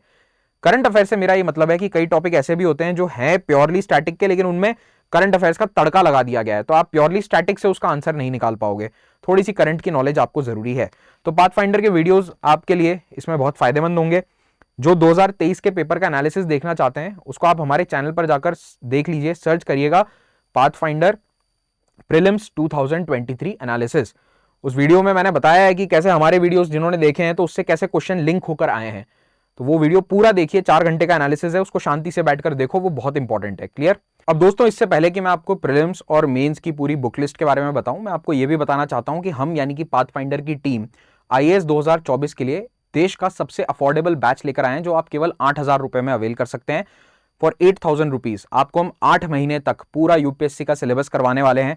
मैं खुद उसमें हिस्ट्री पढ़ाऊंगा और हमारी जो पाथफाइंडर की टीम है, जिससे मैंने आपको वीडियो के शुरुआत में मुखातिब करवाया था, वो अपने अपने सब्जेक्ट्स को पढ़ाएंगे। अब इस बैच की खास बात यह है कि ये देश का सबसे सस्ता और अफोर्डेबल बैच है। क्यों? क्योंकि अनअकैडमी में हमारा मानना है कि price should not be a barrier for anyone to become an IAS। कोई भी देश का बच्चा पैसे के कारण वंचित ना रहे IAS की कोचिंग से। कोई 2 लाख, 1.5 लाख, 3 लाख की फीस अफोर्ड नहीं कर सकता है। हमें भी पता है 90% लोग इस देश के अफोर्ड नहीं कर सकते हैं। इसीलिए वैसे भी हमारा जो पुराना भी कोर्स होता था, that was around like 45-50,000 rupees. अब उससे भी हमने और एक बहुत ही लो कॉस्ट बैच आप लोगों के लिए अवेलेबल करवाया है। तो ये हमारा एक नया प्रयास है, ठीक है। और ये प्रयास तभी सफल हो पाएगा जब आप लोग इस बैच को ज्यादा से ज्यादा ज्वाइन करेंगे। तो ये वाला जो बैच है ये 1 जून से स्टार्ट होने वाला है, 1 जून से। और कोशिश रहेगी कि अगर बहुत अच्छा रिस्पॉन्स है, ज्यादा स्टूडेंट्स चाहते हैं इसमें जुड़ना चाहते हैं, तो हम एक नया बैच लॉन्च करेंगे, लेकिन अभी उसकी कोई गारंटी नहीं है। अभी तक हमारा रिस्पॉन्स बहुत अच्छा रहा है और 2 दिन बाद इसमें एनरोलमेंट हम बंद कर देंगे। तो मोस्ट प्रोबेबली जब आप ये वीडियो देख रहे हैं तो 1 जून वाले बैच में एनरोलमेंट बंद हो गया होगा, but I am very very sure कि रिस्पॉन्स इतना अच्छा है कि हो सकता है कि हम जुलाई में या अगस्त में कुछ नया बैच भी लॉन्च करें इसमें। That is a possibility. तो आप जब भी ये वीडियो देख रहे हैं, जो भी लेटेस्ट अपकमिंग बैच होगा वो वीडियो के नीचे पहले कमेंट में उसका लिंक आपको मिल जाएगा। तो इस वीडियो के नीचे जो पहला कमेंट है उस लिंक पर क्लिक करो और उस लिंक में आपको पता चलेगा कि हमारा अपकमिंग नेक्स्ट बैच कब और कैसे शुरू हो रहा है। तो याद रखिए कि ये 1 जून को स्टार्ट होने वाला है। ये इस वक्त जब मैं रिकॉर्ड कर रहा हूं तो 3 दिन ही इसमें बचे हैं और ये प्राइस आपको तब अवेलेबल होगी जब आप कोड यूज करते हैं महिपाल यानी कि मेरा नाम MAHIPAL। ये कोड लगा देना तो आपको डिस्काउंटेड प्राइस ये वाली दिख जाएगी, वरना शायद इसकी प्राइस आपको वहां पर ज्यादा दिखेगी। तो Agnipath batch 1 starting on 1 June. History से हम शुरुआत कर रहे हैं, यहाँ पर एंशिएंट हिस्ट्री इसमें पढ़ाएंगे पहले, तो इस बैच को जरूर ज्वाइन करें। इस बैच में हम आपको 900 घंटे प्लस पढ़ाने वाले हैं। लाइव प्रीलिम्स और मेंस दोनों की तैयारी यहाँ पर होगी और इंटरव्यू के लिए भी आपको गाइडेंस मिलेगी। 8 महीने का हमने बैच प्लान किया है, उसकी सारी डिटेल्स आपको नीचे लिंक पर क्लिक करने पर मिल जाएंगी। जो बैच का डिटेल शेड्यूल है वो सब आपको वहां मिल जाएगा। यहाँ पर 40 टेस्ट भी होंगे प्रीलिम्स के और 10 मेंस के, यानी कि इसमें 50 टेस्ट की टेस्ट सीरीज भी शामिल है। केवल ये क्लासेस नहीं होंगी, यहाँ पर आपको टेस्ट सीरीज भी मिल जाएंगी और ये कॉम्प्रिहेंसिव टेस्ट सीरीज है। और मेंस के लिए आपको मेंटोरशिप होगी। हम कई सारे ब्यूरोक्रेट, सिलेक्टेड एस्पिरेंट्स को लेकर आएंगे जो आपको मेंस के लिए स्पेशली प्रिपेयर करेंगे। आइए अब बात करते हैं प्रीलिम्स के सिलेबस की। तो यूपीएससी प्रीलिम्स के सिलेबस में सबसे पहला सब्जेक्ट जो मैं डिस्कस करूंगा that will be history, because I teach history. और सिलेबस का लगभग 20% हिस्सा प्रीलिम्स में हिस्ट्री होता है। 20 सवाल आते हैं, 15 से 20 वेरी करता है। और मेंस में ऑलमोस्ट 10 to 15% वेटेज रहता है हिस्ट्री का। हिस्ट्री के टोटल 6 पार्ट हैं, एंशिएंट, मिडीवल, मॉडर्न हिस्ट्री। ये 3 भारत के इतिहास का 3 मेजर स्तंभ है। चौथा मॉडर्न के बाद आता है पोस्ट इंडिपेंडेंस, यानी कि आजादी के बाद का जो इतिहास है वो आता है पोस्ट इंडिपेंडेंस में। छोटा पार्ट है, बहुत ज्यादा बड़ा नहीं है। फिर आता है आर्ट एंड कल्चर, अगेन एक मेजर टॉपिक है, एंड वर्ल्ड हिस्ट्री। अब ट्रेंड ये रहा है कि अमूमन आर्ट एंड कल्चर और वर्ल्ड हिस्ट्री केवल मेंस में पूछे जाते हैं, प्रीलिम्स में केवल एंशिएंट, मिडीवल, मॉडर्न पूछे जाते हैं। कुछ साल बीच में ऐसे हुए थे जब सारे सवाल मॉडर्न से आने लगे थे प्रीलिम्स में, तो स्टूडेंट्स ने एंशिएंट और मिडीवल को पढ़ना छोड़ ही दिया। लेकिन 3-4 साल से यूपीएससी ने ट्रेंड रिवर्स कर दिया है। 2020 से लगातार एंशिएंट और मिडीवल का वेटेज बढ़ता जा रहा है, तो आपको इनको भी पढ़ना पड़ेगा। अब इनको पढ़ना कहां से, तो ये भी बता देते हैं आपको। देखिए, Indian history that is ancient, medieval, modern. इसमें से मिडीवल और मॉडर्न मैंने यूपीएससी का जो सिलेबस है वो पूरा यूट्यूब पे भी कवर कर रखा है पाथफाइंडर पर, आप चाहें तो वहां से भी पढ़ सकते हैं। और उसके अलावा इस सब्जेक्ट को पढ़ने का फायदा यह है कि ये एक स्टैटिक सब्जेक्ट है, इसमें कुछ बदलता नहीं है। इतिहास में जो हो गया है वो हो गया है, वो बदलता नहीं है। हाँ, थोड़ा रिवीजन होता रहता है, सवाल पूछने का बस तरीका बदलता है। सवाल कठिन बनाए जा सकते हैं, इजी बनाए जा सकते हैं सेम टॉपिक से, वो जरूर है, लेकिन मोस्टली इतिहास में कुछ नहीं बदलता है। तो इसीलिए ये बहुत ही स्कोरिंग सब्जेक्ट है। अगर आपने हिस्ट्री को अच्छे से पढ़ लिया तो आप 20 में से 10 सवाल तो आसानी से हल कर सकते हैं। बाकी के 10 सवाल जो थोड़े मॉडरेट या कठिन होते हैं उनको पढ़ने के लिए, उनको सॉल्व करने के लिए आपको प्रैक्टिस की आवश्यकता रहेगी। तो इस सब्जेक्ट को कभी लाइटली मत लेना। हिस्ट्री आपकी प्रिपरेशन का एक मुख्य स्तंभ बन सकता है। It will become a major pillar of your preparation, जिससे कि आप अपनी तैयारी को एक बहुत बढ़िया एंकर दे सकते हैं। तो ये कुछ हिस्ट्री की प्लेलिस्ट है। अब इस तरह की प्लेलिस्ट में शेयर करता रहूंगा। अब आपका जिम्मा है कि इनका स्क्रीनशॉट ले लो और जाकर पाथफाइंडर चैनल पर ये सारी प्लेलिस्ट आप देख लेना। तो ये वीडियोस हैं, जैसे यहाँ पर ये मॉडर्न हिस्ट्री की प्लेलिस्ट है, ये मिडीवल हिस्ट्री की प्लेलिस्ट है, ये उनका कंपाइलेशन वीडियो है, इसको भी देख सकते हो, एक ही बात है। जैसे भी आप देखना चाहो ये सारे वीडियोस मेरे यहाँ पर आपको दिख जाएंगे। फिर कुछ रिकमेंडेड बुक्स हैं जो इतिहास पढ़ने के लिए मैं मानता हूँ कि इंपॉर्टेंट है। सबसे पहले एनसीईआरटी। तो आपको हर सब्जेक्ट में एनसीईआरटी पढ़नी है। लगभग सारे यूपीएससी के जीएस के सब्जेक्ट में आपको एनसीईआरटी पढ़नी होगी। 6 to 10th की एनसीईआरटी पढ़ लो तो ठीक है, नहीं पढ़ो डायरेक्ट 11th 12th पे भी पढ़ोगे तो काम चल जाएगा। कोशिश करो कि हिस्ट्री का बिल्कुल आइडिया नहीं है तो फिर 6 to 10th की भी पढ़ना, लेकिन अगर आपने 6 to 10th स्कूल में अच्छे से एनसीईआरटी को पढ़ा है तो फिर 11th 12th से पढ़ाई करो। तो एंशिएंट हिस्ट्री आपको मिल जाएगी, ये जो 12th क्लास की एनसीईआरटी है, themes of Indian history part 1, उसमें आपको मिल जाएगा एंशिएंट हिस्ट्री। फिर आर.एस. शर्मा की किताब है जिन्होंने पुरानी वाली एनसीईआरटी लिखी थी। तो अगर जैसे आपने सुना होगा कि पुरानी एनसीईआरटी पढ़नी पड़ती है हिस्ट्री में, तो अब पुरानी एनसीईआरटी पढ़ने की आवश्यकता मेरे ख्याल से नहीं है। Read the new NCERT, latest जो नई एनसीईआरटी आई है 2022 में 23 में, उसमें कुछ बदलाव भी हुए हैं, उनको पढ़ो।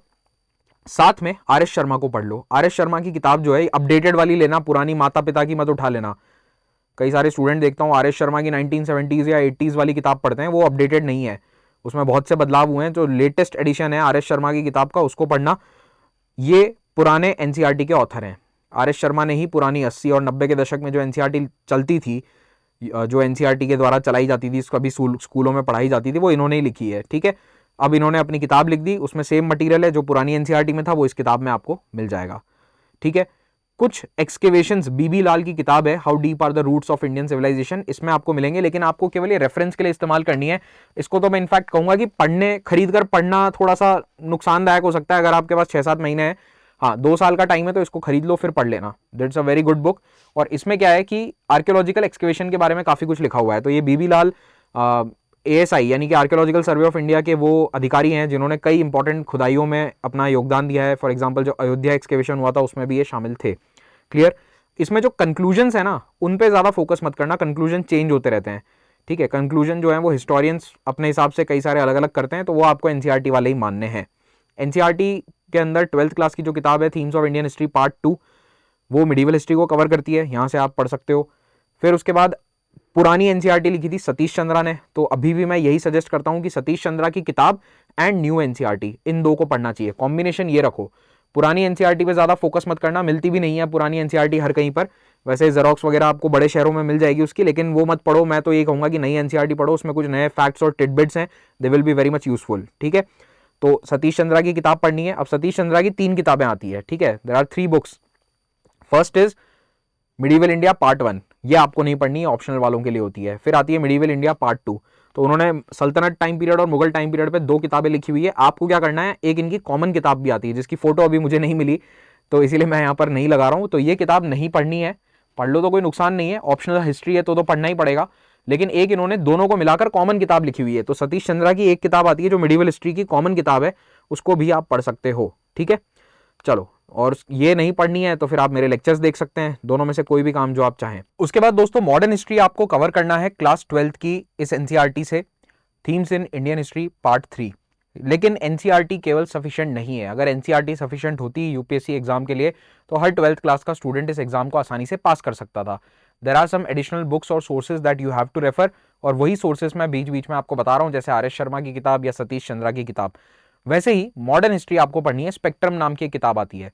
तो देखिए 2 किताबें हैं, एक है स्पेक्ट्रम, दूसरी आती है बिपिन चंद्रा की किताब। दोनों में से कोई भी पढ़ सकते हो, लेकिन बिपिन चंद्रा की किताब एक कहानी की तरह चीजों को समझाती है। अगर आपको हिस्ट्री में जीरो इंटरेस्ट है, कोई समझ नहीं है, तो फिर बिपिन चंद्रा से पढ़ना। अगर आपको हिस्ट्री थोड़ी बहुत आती है, कहीं से आपने लेक्चर्स उसके पढ़ रखे हैं, मेरी क्लासेस अटेंड कर रखी हैं, then you should go for Spectrum, क्योंकि स्पेक्ट्रम ज्यादा फैक्ट बेस्ड है, कहानी की तरह किताब नहीं है, लेकिन इसमें फ्रीडम स्ट्रगल बहुत डिटेल में बताया गया है। बहुत सारे ऑर्गेनाइजेशंस के नाम है जो यूपीएससी पूछ भी चुका है, वो सारी डिटेल्स इसमें ज्यादा मिलेंगी। ठीक है, तो spectrum basically exam point of view से लिखी गई किताब है। बिपिन चंद्रा की किताब एक मोर ऑफ एन एकेडमिक किताब है। क्लियर। चलो, तो ये दोनों में फर्क है। आजकल हो ये रहा है कि स्पेक्ट्रम का ट्रेंड ज्यादा है क्योंकि उसमें से काफी सारे सवाल पूछे जा चुके हैं, लेकिन उसके कारण स्पेक्ट्रम में बहुत सारे फैक्ट्स एडेड है। It can get a bit overwhelming sometimes. तो बेटर यही रहेगा कि आप एक टीचर से पढ़ें पहले हिस्ट्री, उसके बाद आप इन किताबों को रेफर कर सकते हैं। पोस्ट इंडिपेंडेंस हिस्ट्री जो है उसमें आपको बिपिन चंद्रा की किताब आती है इस तरह की, ये कवर टू कवर पढ़ने की आवश्यकता नहीं है। इसमें कुछ चैप्टर्स आपको पढ़ने हैं जो यहाँ पर स्क्रीन पर लिखे हुए हैं, इसका स्क्रीनशॉट ले लेना और इन्हीं चैप्टर्स को आपको पढ़ना है। ठीक है, post independence, consolidation and reorganisation. अगर देखो किताब नहीं पढ़ते तो मेरे लेक्चर्स देख लेना, 20 लेक्चर के अंदर मैं आपको पूरा पोस्ट इंडिपेंडेंस पढ़ा देता हूँ। उन 20 लेक्चर के अंदर आपको ये सारी किताब की डिटेल मिल जाएंगी, क्योंकि किताब में बहुत ज़्यादा एक्स्ट्रा कहानियां बताई गई है जो हमारे लिए काम की नहीं है। आर्ट एंड कल्चर के लिए फाइन आर्ट्स की जो एनसीईआरटी है वो आपको पढ़नी चाहिए। उसके अलावा नितिन सिंघानिया की किताब पढ़नी पड़ेगी, क्योंकि केवल इससे काम नहीं होगा। सो नितिन सिंघानिया की किताब भी आपको पढ़नी पड़ेगी। फिर आते हैं ज्योग्राफी पर। ज्योग्राफी भी आपकी तैयारी का एक इंपॉर्टेंट स्तंभ है, पिलर है। तो ज्योग्राफी में इंडियन ज्योग्राफी, वर्ल्ड ज्योग्राफी आता है, फिर फिजिकल ज्योग्राफी है, उसमें आपको बहुत सारे कॉन्सेप्ट्स पढ़ने पड़ेंगे। सोशल इकोनॉमिक ज्योग्राफी आएगी, इंडिया एंड द वर्ल्ड की, उसमें आपको मिनरल्स, इकोनॉमी, इसके बारे में डिटेल ये सब जानना पड़ेगा। तो ज्योग्राफी में ये बात जरूरी है कि आप 6 से 10 क्लास की, 6 to 10 क्लास की एनसीईआरटी को पढ़ें। सोशल स्टडीज की जो एनसीईआरटी आती है उसमें 6 to 10 में जो ज्योग्राफी वाले पार्ट हैं उनको डेफिनेटली पढ़ो, और 11-12 की एनसीईआरटी तो थरली पढ़नी है। बहुत अच्छी एनसीईआरटीज हैं ज्योग्राफी की, चारों एनसीईआरटी को आपको डिटेल में पढ़ना है। लेकिन फिजिकल ज्योग्राफी के लिए किताब आती है जीसी लियोंग, इसको भी आपको पढ़ना पड़ेगा। ये एक बहुत ही टफ और बहुत ही इंटरेस्टिंग किताब है। टफ उन्हें लगेगी जिनका कोई बैकग्राउंड नहीं है ज्योग्राफी का, but it is a very interesting book, तो इसे भी जरूर पढ़िए। उसके बाद geography of India by Majid Hussain sir, ये इनकी जो किताब है इसको आप एक रेफरेंस किताब के तौर पर इस्तेमाल कर सकते हैं। एटलस को हमेशा अपने साथ रखें। तो ऑक्सफोर्ड एटलस, जब आप करंट अफेयर्स पढ़ते हैं, न्यूज पढ़ते हैं, तब मैप्स रेफर करने के लिए आपको काम में आएगी। इसकी बजाय आप गूगल मैप्स का भी इस्तेमाल कर सकते हैं चाहें तो। जैसे कि न्यूज में आपने पढ़ लिया व्हाइट सी के बारे में, अब आपको नहीं पता कि व्हाइट सी कहाँ है, तो फिर एटलस में देख लो या गूगल मैप्स में देख लो।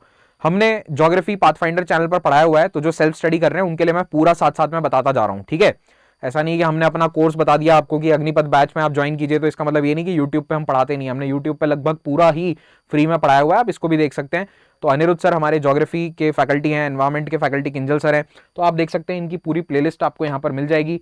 Geomorphology, physical geography, Indian agriculture, ये सब कुछ यहाँ पर हमने कवर कर रखा है, ठीक है। Then coming to polity, one of the most important subjects for UPSC preparation. Polity की समझ बहुत जरूरी है, क्योंकि पॉलिटी समझे बिना आप यूपीएससी में कई एंसिलरी टॉपिक्स नहीं समझ पाएंगे। गवर्नेंस हो गया, इंटरनल सिक्योरिटी हो गया, बहुत सारी चीजें आप नहीं समझ पाएंगे। आप अगर इंटरनल सिक्योरिटी पढ़ने बैठ गए पहले, शेड्यूल 5 शेड्यूल 6 में उलझ जाओगे कि कौन सा राज्य शेड्यूल 5 में है, कौन सा शेड्यूल 6 में है, तो वो सब तब समझ में आएगा जब पहले पॉलिटी पढ़ी हो। पॉलिटी में एक किताब बहुत चलती है, उसका नाम है इंडियन पॉलिटी बाय लक्ष्मीकांत। तो एम लक्ष्मीकांत ऑथर का नाम है, बहुत ही फेमस बुक है ये लक्ष्मीकांत। अब इसमें क्या है कि एक 6th एडिशन है और एक 6th रिवाइज्ड एडिशन भी आ गया है, ये वाला। दोनों में से जो भी आपके पास है चला सकते हो। नहीं खरीदने जा रहे हो तो ये वाला खरीदना, लेटेस्ट एडिशन ही हमेशा खरीदना चाहिए। कारण पॉलिटी में कुछ कुछ चेंजेस होते रहते हैं, कोई आर्टिकल डिलीट हो गया, कभी कोई नया शेड्यूल ऐड हो गया, तो इस तरह की जो चेंजेस है वो आपको यहाँ पर नजर आ जाएंगे, ठीक है। तो ये ग्रीन वाली जो किताब आपको नजर आ रही है, ठीक है, ये है 6th एडिशन, और जो ये ब्लू कलर की नजर आ रही है ये रिवाइज्ड एडिशन है, क्लियर। तो इंडियन पॉलिटी एंड गवर्नेंस आपको इस किताब से पढ़ना है। एनसीईआरटी 11th और 12th की यहाँ पढ़नी जरूरी है। अगर नहीं पढ़ो, लक्ष्मीकांत से डायरेक्ट स्टार्ट करोगे तो कठिन रहेगा। पॉलिटी भी एक ऐसा सब्जेक्ट है जिसमें मुझे लगता है कि एक टीचर की सख्त आवश्यकता है। If you have a teacher, if you have a guide, ये सब्जेक्ट काफी आसानी से किया जा सकता है, लेकिन टीचर गाइड के बिना थोड़ा सा मुश्किल है। पढ़ोगे तो बड़ा आसान लगेगा, अरे आर्टिकल 1 बहुत ही सिंपल है, India is Bharat, India that is Bharat is a union of states. Article 2 पढ़ोगे बड़ा सिंपल लगेगा, 3, 4, 5, अरे नागरिक ऐसे बनते हैं, बहुत अच्छी बात है। फंडामेंटल राइट, हाँ मुझे बोलने की आज़ादी है, मुझे लिखने की आज़ादी है, सब आज़ादी पता चल गई, राइट टू इक्वालिटी पता चल गया, फिर सवाल हल करने बैठोगे तो कोई सवाल हल नहीं होगा। ट्रेंड ये है प्रीलिम्स में पिछले 5-6 सालों से पॉलिटी के बहुत टफ क्वेश्चंस पूछे जा रहे हैं। They are coming from easy topics, fundamental rights और कॉन्स्टिट्यूशन के अंदर प्रेसिडेंट के क्या अधिकार हैं, इस तरह के टॉपिक से सवाल आ रहे हैं, लेकिन सवाल इतने कठिन आ रहे हैं कि आप उनको हल नहीं कर पाएंगे। तो इसीलिए पॉलिटी में भी कोशिश ये करो कि पहले किसी टीचर से पढ़ लेना, चाहे यूट्यूब पे पढ़ो या चाहे किसी कोर्स में, किसी भी पेड क्लासेस में, आप चाहे कहीं पर ऑफलाइन कोचिंग भी ले रहे हो वहां से भी पढ़ लो, पर किसी टीचर की क्लास करके फिर किताब पढ़ना या साथ साथ में पढ़ना, ओके। एनसीईआरटी अपने आप से पढ़ सकते हो, NCERT I think it is doable by yourself. और अगर ये भी नहीं हो रही है तो फिर लेक्चर देख लो इसके, ठीक है। एनसीईआरटी के हम भी कुछ समय में यूट्यूब पर लेक्चर ले आएंगे, हो सकता है कि आप जब ये वीडियो देख रहे हैं तो ऑलरेडी हमारी प्लेलिस्ट बन चुकी हो, तो उस प्लेलिस्ट को आप देख लीजिए, ठीक है। पॉलिटी के कुछ बेसिक लेक्चर, कुछ बेसिक कॉन्सेप्ट्स हमने ऑलरेडी पढ़ाए हुए हैं यूट्यूब पर, निधि ढाका मैम के लेक्चर्स हैं, आप इन्हें भी चेकआउट कर सकते हैं। इन लेक्चर्स के अंदर भी आपको काफ़ी अंडरस्टैंडिंग मिल जाएगी, ओके। बस यूट्यूब में और लाइव क्लासेस में एक ही फर्क रहता है कि लाइव क्लास में आपके डाउट्स जो है वो सॉल्व हो जाते हैं और एक रेगुलरिटी बनी रहती है। और यूट्यूब सेशंस में कई बार आप बीच में देखना छोड़ देंगे कि आपने 5 लेक्चर देखे, इंटरेस्टिंग नहीं लगा, छोड़ दिया, कोई डाउट आया, वो डाउट चला ही जा रहा है, तो इस तरह की समस्याएं आ जाती हैं। फिर आते हैं इकोनॉमी पे। इकोनॉमी में भी 11th और 12th क्लास की किताब को पढ़ना है, लेकिन उसमें मैक्रो इकोनॉमी आपको मैक्रो इकोनॉमी पढ़नी है, माइक्रो इकोनॉमी नहीं पढ़नी है, ठीक है। तो इकोनॉमी में एनसीईआरटी में माइक्रो इकोनॉमी वाले टॉपिक्स मत पढ़ना, आपको केवल मैक्रो, देश के स्तर की अर्थव्यवस्था पढ़नी है। Indian economy bye Ramesh Singh एक किताब आती है, उसको आप रेफरेंस के लिए इस्तेमाल कीजिए। कवर टू कवर मुझे नहीं लगता उस किताब को पढ़ने की आवश्यकता है, लेकिन उसके बहुत सारे चैप्टर्स इंपॉर्टेंट है और एक बिगिनर के लिए वो किताब पास में होना ज़रूरी है। तो रमेश सर सिंह की जो किताब है उसको आप देख सकते हैं। संजीव वर्मा की एक पतली सी किताब आती है, Indian economy for basic understanding, ये मुझे बड़ी अच्छी लगती है किताब। ये ऑप्शनल है, it is not a compulsory reading. इतनी छोटी सी किताब आती है, पतली सी, शायद 100-150 पेज की कुछ होती है। अगर इकोनॉमी की ई भी नहीं पता किसी को, जैसा मुझे नहीं पता था जब मैंने अपनी तैयारी शुरू करी थी कई सालों पहले, तब मैंने इस किताब को पढ़ा था and I found it to be very interesting and very simple. ठीक है, तो संजीव वर्मा की द इंडियन इकोनॉमी। फिर लेटेस्ट इकोनॉमिक सर्वे और यूनियन बजट, तो बजट का वीडियो आपको हर साल पाथफाइंडर चैनल पे मिल जाएगा, पिछले 3 साल के बजट भी आपको यहाँ मिलेंगे, इकोनॉमिक सर्वे भी आपको मिल जाएगा। राहुल भारद्वाज सर की क्लासेस इकोनॉमी की हमने यहाँ पर भी देखो पूरा पढ़ा रखा है, उनके शायद 40+ वीडियोज होने चाहिए, 38 वीडियोज है। ठीक है, 38 वीडियोज उनके यहाँ पर आपको मिल जाएंगे। ठीक है, then coming to environment. Environment के अंदर आपको बायोलॉजी एनसीईआरटी पढ़नी है क्लास 12th की, लेकिन उसमें केवल बायोडाइवर्सिटी वाले चैप्टर्स पढ़ने हैं, उसमें आपको दूसरे चैप्टर्स पढ़ने नहीं बैठना है।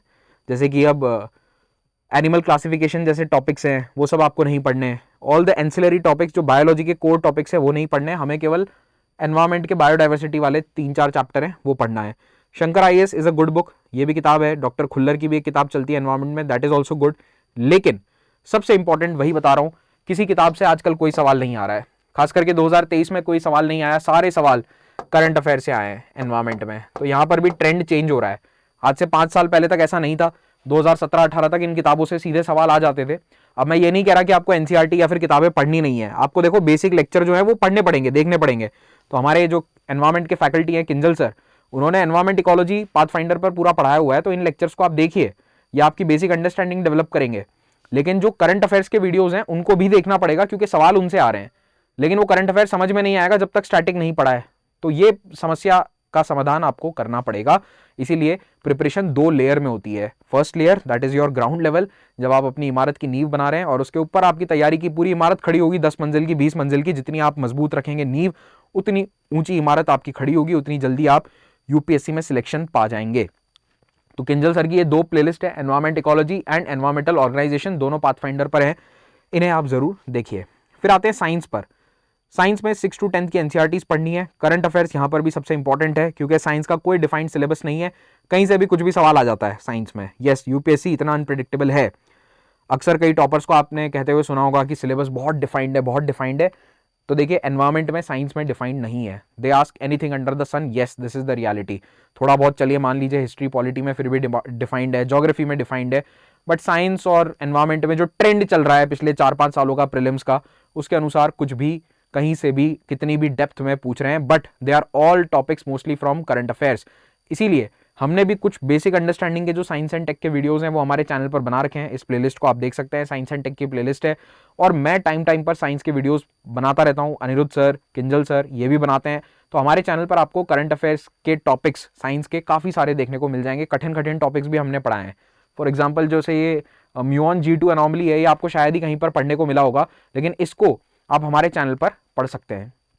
तो देखिए, अब आपका स्टैटिक का प्लान कैसा होना चाहिए। आपको 45 दिन देने हैं, ठीक है, 45 दिन देने हैं हिस्ट्री, पॉलिटी, एनवायरमेंट को, 30 दिन आपको देने हैं इकोनॉमी और ज्योग्राफी को, और साइंस को देने हैं 15 दिन। तो यहाँ पर टोटल ये शेड्यूल आप बनाकर चलिए, 1 साल का पूरा शेड्यूल आपको बता रहा हूँ कैसे करना है। ठीक है, 30 days each for these topic, these subjects, 45 days for these subjects, 135, और यहाँ पर आपको देने 60, 195 और ये 15, लगभग 210 दिन का मैंने आपको यहाँ पर प्लान बता दिया है। 210 दिन में आप ये पूरा सिलेबस कवर कर सकते हैं। तो दोस्तों, स्टैटिक आपको पढ़ना है, लेकिन करंट अफेयर्स की भी वेटेज बढ़ती जा रही है, और प्रीलिम्स में क्वालिफाइंग नंबर से ऊपर जाने के लिए आपको करंट अफेयर्स अच्छा करना जरूरी है। देखिए, स्टैटिक हर कोई पढ़ता है, हिस्ट्री, ज्योग्राफी, पॉलिटी, ये हर स्टूडेंट, हर एस्पिरेंट पढ़कर आएगा। एवरीबडी इन द कॉम्पिटिशन, सारे 10 लाख बच्चे उसको पढ़ के जा रहे हैं। करंट अफेयर मेरे ख्याल से सिर्फ 4 से 5 लाख बच्चे सीरियसली पढ़ रहे हैं। तो करंट अफेयर्स वाला बहुत ही क्रूशियल है, उसको आप अच्छे से समय दीजिए। न्यूज़पेपर रीडिंग बहुत ही क्रूशियल है, डिजायरेबल है। इंडियन एक्सप्रेस, हिंदू, दोनों में से जो भी आपको न्यूज़पेपर मिलता है, अवेलेबल है, आप उसको पढ़ लीजिए। Hindu is better I think in terms of international coverage, news coverage, and Indian express national news को बेटर कवर करता है थोड़ा कभी कभी। ठीक है, इंडियन एक्सप्रेस के एडिटोरियल बहुत अच्छे हैं, हिंदू के भी अच्छे हैं। हिंदू के एडिटोरियल थोड़े रिपीटेटिव हो जाते हैं, 3-4 महीने बाद अगर आप देखोगे तो उनमें थीम्स रिपीट होती हैं, तो सारे एडिटोरियल आपके काम के नहीं है। हाँ, 4-5 महीने तक सब कुछ पढ़ना, after 5-6 months you will start to figure out कि जैसे कि अब कोई सफाई अभियान है, तो हर 4 महीने में सफाई अभियान पे एक कोई ना कोई नया एडिटोरियल आएगा किसी नए व्यक्ति का, उसमें बातें 90% सेम ही होती हैं। लेकिन एडिटोरियल लिखकर आप ऐसे के बारे में भी काफ़ी जानकारी प्राप्त करोगे। एडिटोरियल पढ़कर आपको ऐसे लिखना आ जाएगा। कैसे एक एडिटोरियल स्ट्रक्चर होता है उसको ध्यान से देखो, समझो, और आप भी उसी तरह से अपने एसेज को बनाना सीख जाओ, ठीक है। और करंट अफेयर सही सोर्सेज से पढ़ना, आलतू फालतू के चैनल मत देखना। यूट्यूब पर आजकल बाढ़ आ रखी है, कुछ भी पढ़ा देता है कोई भी आकर। तो करंट अफेयर्स पाथ फाइंडर पर हम पढ़ाते हैं, उसको ध्यान से देखो। मैंने जो इंटरनेशनल अफेयर्स के, इंटरनेशनल रिलेशंस के जो वीडियोस पढ़ाए हैं ना जो चैनल पे, उनमें से डायरेक्टली 4 सवाल आए हैं पिछले प्रीलिम्स में। 2023 के प्रीलिम्स की बात कर रहा हूँ, 4 क्वेश्चन सीधे सीधे आए हैं। आप मेरा वीडियो देख लेना प्रीलिम्स एनालिसिस का, उसमें आपको पता चल जाएगा। तो इसीलिए थोड़ा ठीक सोर्सेज से, अच्छे सोर्सेज से आप पढ़िए, ओके। चलो मूविंग ऑन, करंट अफेयर्स का प्लान कैसे करना है। पहले मैं बोलता था 1.5 साल के करंट अफेयर्स पढ़ो, अब यूपीएससी 2-3 साल से लगातार 2 साल पुराने करंट अफेयर्स पूछ रहा है। तो अब मैंने भी अपना सजेशन चेंज कर दिया है स्टूडेंट्स के लिए। Even I now say that study 24 months current affairs, 24 महीने के करंट अफेयर्स पढ़िए। आपको मई 2022 से लेकर अप्रैल 2024 तक के करंट अफेयर्स को पढ़ना है, क्लियर। अब आप कैसे करेंगे इसको कवर, देखिए थोड़ा थोड़ा हमारे वीडियोस देखते रहिए, अखबार पढ़ते रहिए, और जब एंड समय आ रहा है, आखिरी का टाइम आ रहा है, उस समय डेली 1 महीने के करंट अफेयर को रिवाइज कीजिए। 24 दिन में आपका करंट अफेयर पूरा हो जाएगा। 24 दिन के अंदर आप पूरा करंट अफेयर पढ़ सकते हैं। हम यूट्यूब पर कंपाइलेशन वीडियोस बनाते हैं, जैसे देवराज सर के और अनिरुद्ध सर के आपको कंपाइलेशन वीडियोस मिल जाएंगे। For example all the government schemes of past few years, आपको अनिरुद्ध सर की प्लेलिस्ट मिल जाएगी 2022 की। देवराज सर ने 1.5 साल के पूरे करंट अफेयर पढ़ा दिए हैं, तो जैसे आप 2022 से 23 के करंट अफेयर आप इस प्लेलिस्ट से पूरा पढ़ सकते हो। तो हमने अपनी तरफ से आपको पूरा पाथफाइंडर पर मटेरियल दे रखा है, आप बैठकर इसे पढ़ लो तो आपका सिलेक्शन हो जाएगा, क्लियर। तो ये प्लेलिस्ट को जरूर देखिएगा। तो 2 साल के करंट अफेयर करने हैं, अब 1 साल 24 के तो अब बनाएंगे। अब ये वीडियो मैं रिकॉर्ड कर रहा हूं अगेन जून 2023 में, करेक्ट। चलिए, तो ये प्लेलिस्ट इस तरह से आपको कंपाइलेशन वीडियोस एक दिन में एक देखते हो तो भी हो जाएगा, कोई मैगजीन के थ्रू कर रहे हो तो मैगजीन के माध्यम से भी आप कर सकते हैं। जहां तक मॉक टेस्ट और रिवीजन की बात है, तो देखिए पाथ फाइंडर के मॉक टेस्ट होते हैं, हमारी जो टेस्ट सीरीज है जो अवेलेबल है उन स्टूडेंट्स को जो अग्निपथ बैच में एनरोल्ड है उनके लिए तो फ्री है। अगर आप उसको ज्वाइन करना चाहते हो तो 2,500 रुपए में टेस्ट सीरीज को भी ज्वाइन कर सकते हो। It's available only for 2,999, sorry 3,000 for this one prelims and 2,500 for mains, ठीक है। तो मेंस की टेस्ट सीरीज हमारी केवल 2,500 रुपए में आपको अवेलेबल हो जाएगी। इसमें आपको 100% syllabus coverage, mains test series के अंदर 10+ टेस्ट हैं, model answers, best practice, improving your answer, सब कुछ मिलेगा। 3,000 के अंदर आपको प्रीलिम्स की टेस्ट सीरीज है जिसमें 40 टेस्ट हैं, और ये टेस्ट सीरीज 15 जून को स्टार्ट हो चुकी है। आप बाद में भी ज्वाइन करते हो तो पुराने टेस्ट आपके लिए अवेलेबल रहेंगे। याद रखना ये प्राइस आपको तब मिलेगी जब आप महिपाल कोड का इस्तेमाल करते हैं, तो महिपाल कोड लगा लोगे तो ये प्राइस मिलेगा, वरना थोड़ा ज्यादा आपको नजर आएगा, क्लियर। फिर बात करते हैं रिविजन की। देखिए आपको रिविजन के लिए एंड में कितना समय देना है, तो जो आखिरी के 2-3 महीने हैं उसमें, या फिर एक बार आपका सिलेबस हो गया उसके बाद आपको कैसे रिविजन स्ट्रैटेजी अपनानी है। मैंने आपको पहले 215 दिन 210 दिन का अप्रोक्सीमेटली एक प्लान बताया था। उन 210 दिनों के बाद में आप रिवीजन को दीजिए 15 दिन हर सब्जेक्ट के लिए। तो पॉलिटी, हिस्ट्री, एनवायरमेंट इनको 15 दिन दीजिए, इकोनॉमी, ज्योग्राफी, साइंस इनको दीजिए 7 दिन, क्लियर। पूरा प्रीलिम्स का सिलेबस 238 दिन में आप कवर कर सकते हैं, जिसके अंदर मैंने छुट्टी उट्टी भी गिन ली है, और इसमें मेंस का भी ओवरलैप मान रहा हूं मैं। मार्च 2024 से मई 2024 जो आखिरी के 3 महीने हैं उसमें आप पढ़ो केवल प्रीलिम्स के लिए, और सीसैट को भी यहाँ पर पूरा समय दो, मॉक टेस्ट आपको पूरे देने हैं।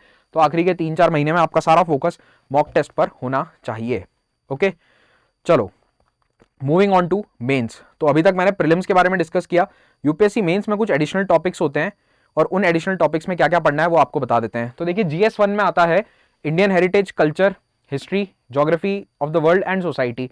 तो यहाँ पर सबसे पहले नितिन सिंघानिया जी की जो किताब है आर्ट एंड कल्चर की, उसको आप पढ़ सकते हैं। फिर उसके बाद CCRT की वेबसाइट पे न्यूज आर्टिकल्स जो आते हैं उनके थ्रू, या CCRT के थ्रू पढ़ सकते हैं।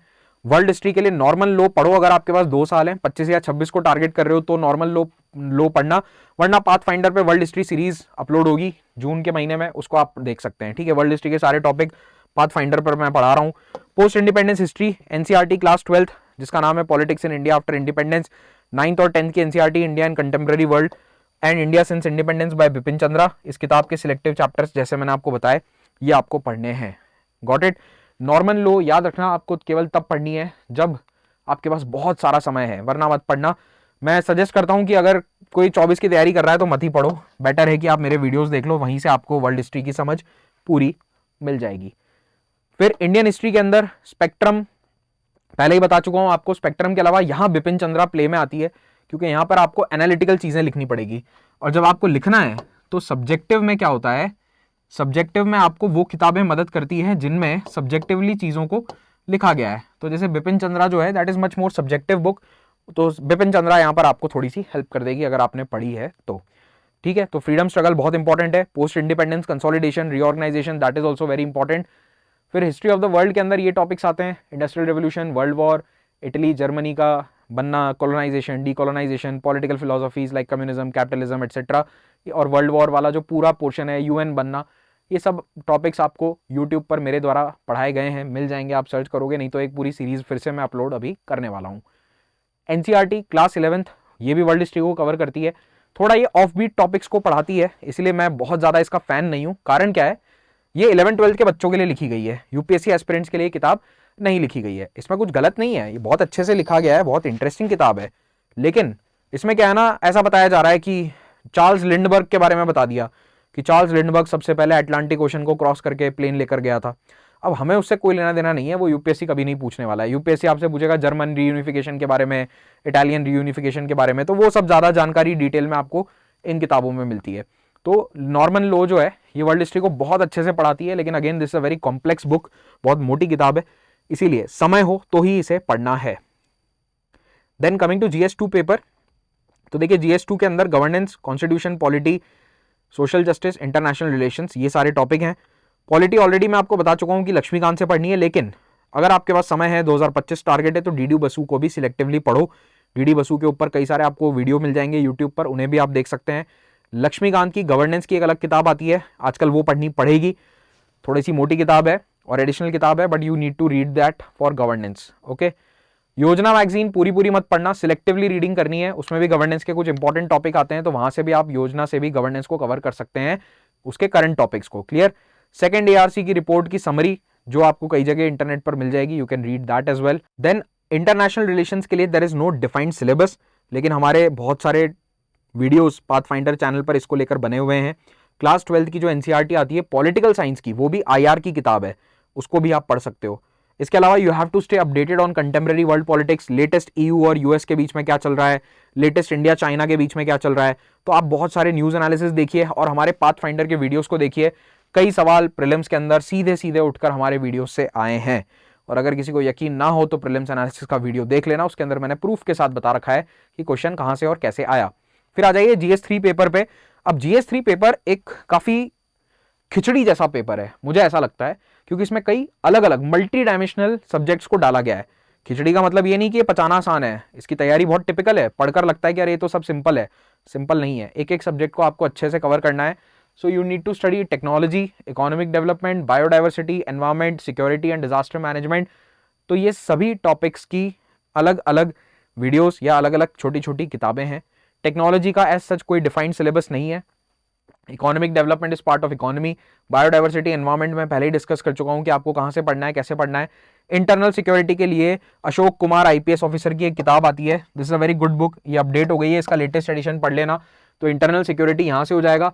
डिजास्टर मैनेजमेंट के लिए या तो आपको मैं सजेस्ट करूंगा कि आप इग्नू के नोट्स पढ़ो, इग्नू के नोट्स मेरे ख्याल से बेस्ट होते हैं, या फिर अगर आपके पास कोई नोट्स कहीं और से भी अवेलेबल हैं तो उनसे भी पढ़ सकते हो। बेस्ट है इग्नू के नोट्स पढ़ो, इग्नू का जो मटेरियल है डिजास्टर मैनेजमेंट के कोर्स का, that is the best.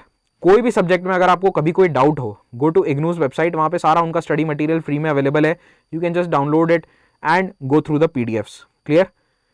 Then GS4 का पेपर एथिक्स, इंटीग्रिटी, एप्टीट्यूड का होता है, ये काफी टिपिकल पेपर है। इसकी तैयारी के लिए आपको एक तो बेसिक किताब पढ़नी पड़ेगी, लेक्सिकन बाय क्रॉनिकल आती है या G सुब्बा राव की किताब आती है, लेकिन केवल किताबों से एथिक्स नहीं पढ़ा जा सकता। ये एक ऐसा सब्जेक्ट है जिसमें आपको एक गाइड, एक मेंटोर, एक टीचर की सख्त आवश्यकता है। देखो कई टॉपिक जैसे इंटरनल सिक्योरिटी, इसमें टीचर्स की इतनी बड़ी इंपॉर्टेंस नहीं है ऐसा मुझे लगता है, लेकिन कुछ में है। Disaster management, security, these topics can be red by yourself, but topics like ethics, integrity, aptitude, ये आपको एक टीचर से ही पढ़ने चाहिए। यूट्यूब पे वीडियोस इनकी देखिए, बहुत सारी अवेलेबल हैं।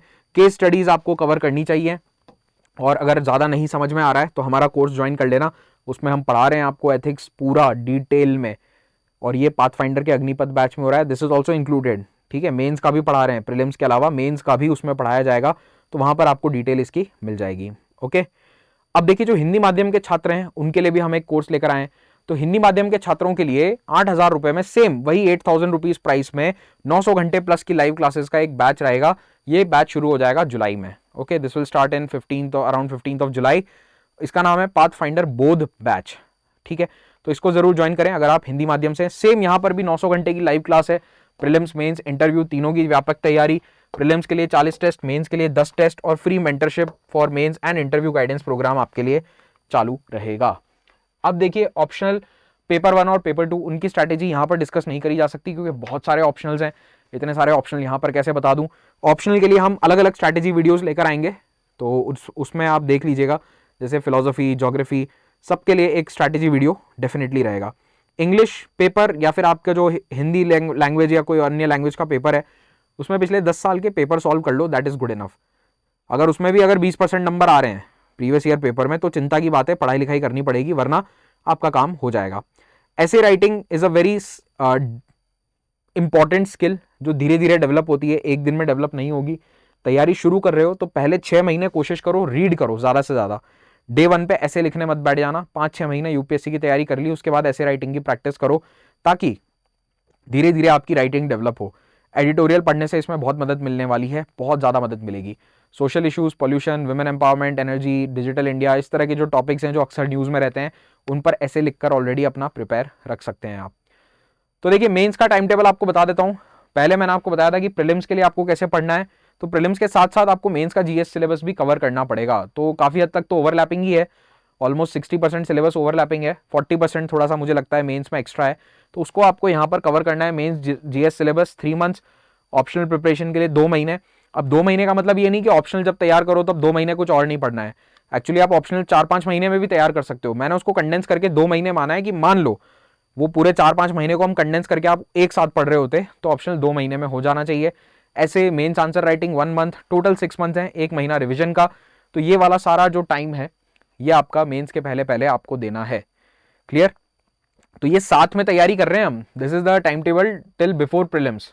ओके, और मेंस के पहले एक अलग टाइम टेबल बनेगा। यूपीएससी जीएस मेंस जब होता है, not GS mains, UPSC mains जिसके अंदर आपको सब्जेक्टिव पेपर देने हैं, उसके पहले एक अलग रिवीजन स्ट्रैटेजी बनेगी जो आपको अलग वीडियो में बताई जाएगी। ये पहले अभी आप स्टार्टिंग कर रहे हैं प्रिपरेशन की, तो इस पर फोकस करिए। फाइनली डूज एंड डोंट्स में सबसे इंपॉर्टेंट यही है कि जो फाइनल स्टेजेस होते हैं एग्जाम के पहले, उसमें time is of the essence. उस समय सोशल मीडिया से, अननेसेसरी सोशल मीडिया से दूर रहना। ये स्पेकुलेशन कभी मत करना कि एग्जाम पोस्टपोन होगा नहीं होगा। जैसे कोविड के समय काफ़ी हुआ था, ये बच्चे डिस्कस करते रहते थे कि पेपर आगे हो जाएगा, पीछे हो जाएगा, 3 महीने 4 महीने, वो सब मत करना। टीवी डिबेट्स बहुत ज़्यादा मत देखना, टीवी डिबेट्स में कुछ नहीं रखा है। बहुत स्टूडेंट अपना टाइम वेस्ट करते हैं प्राइम टाइम का।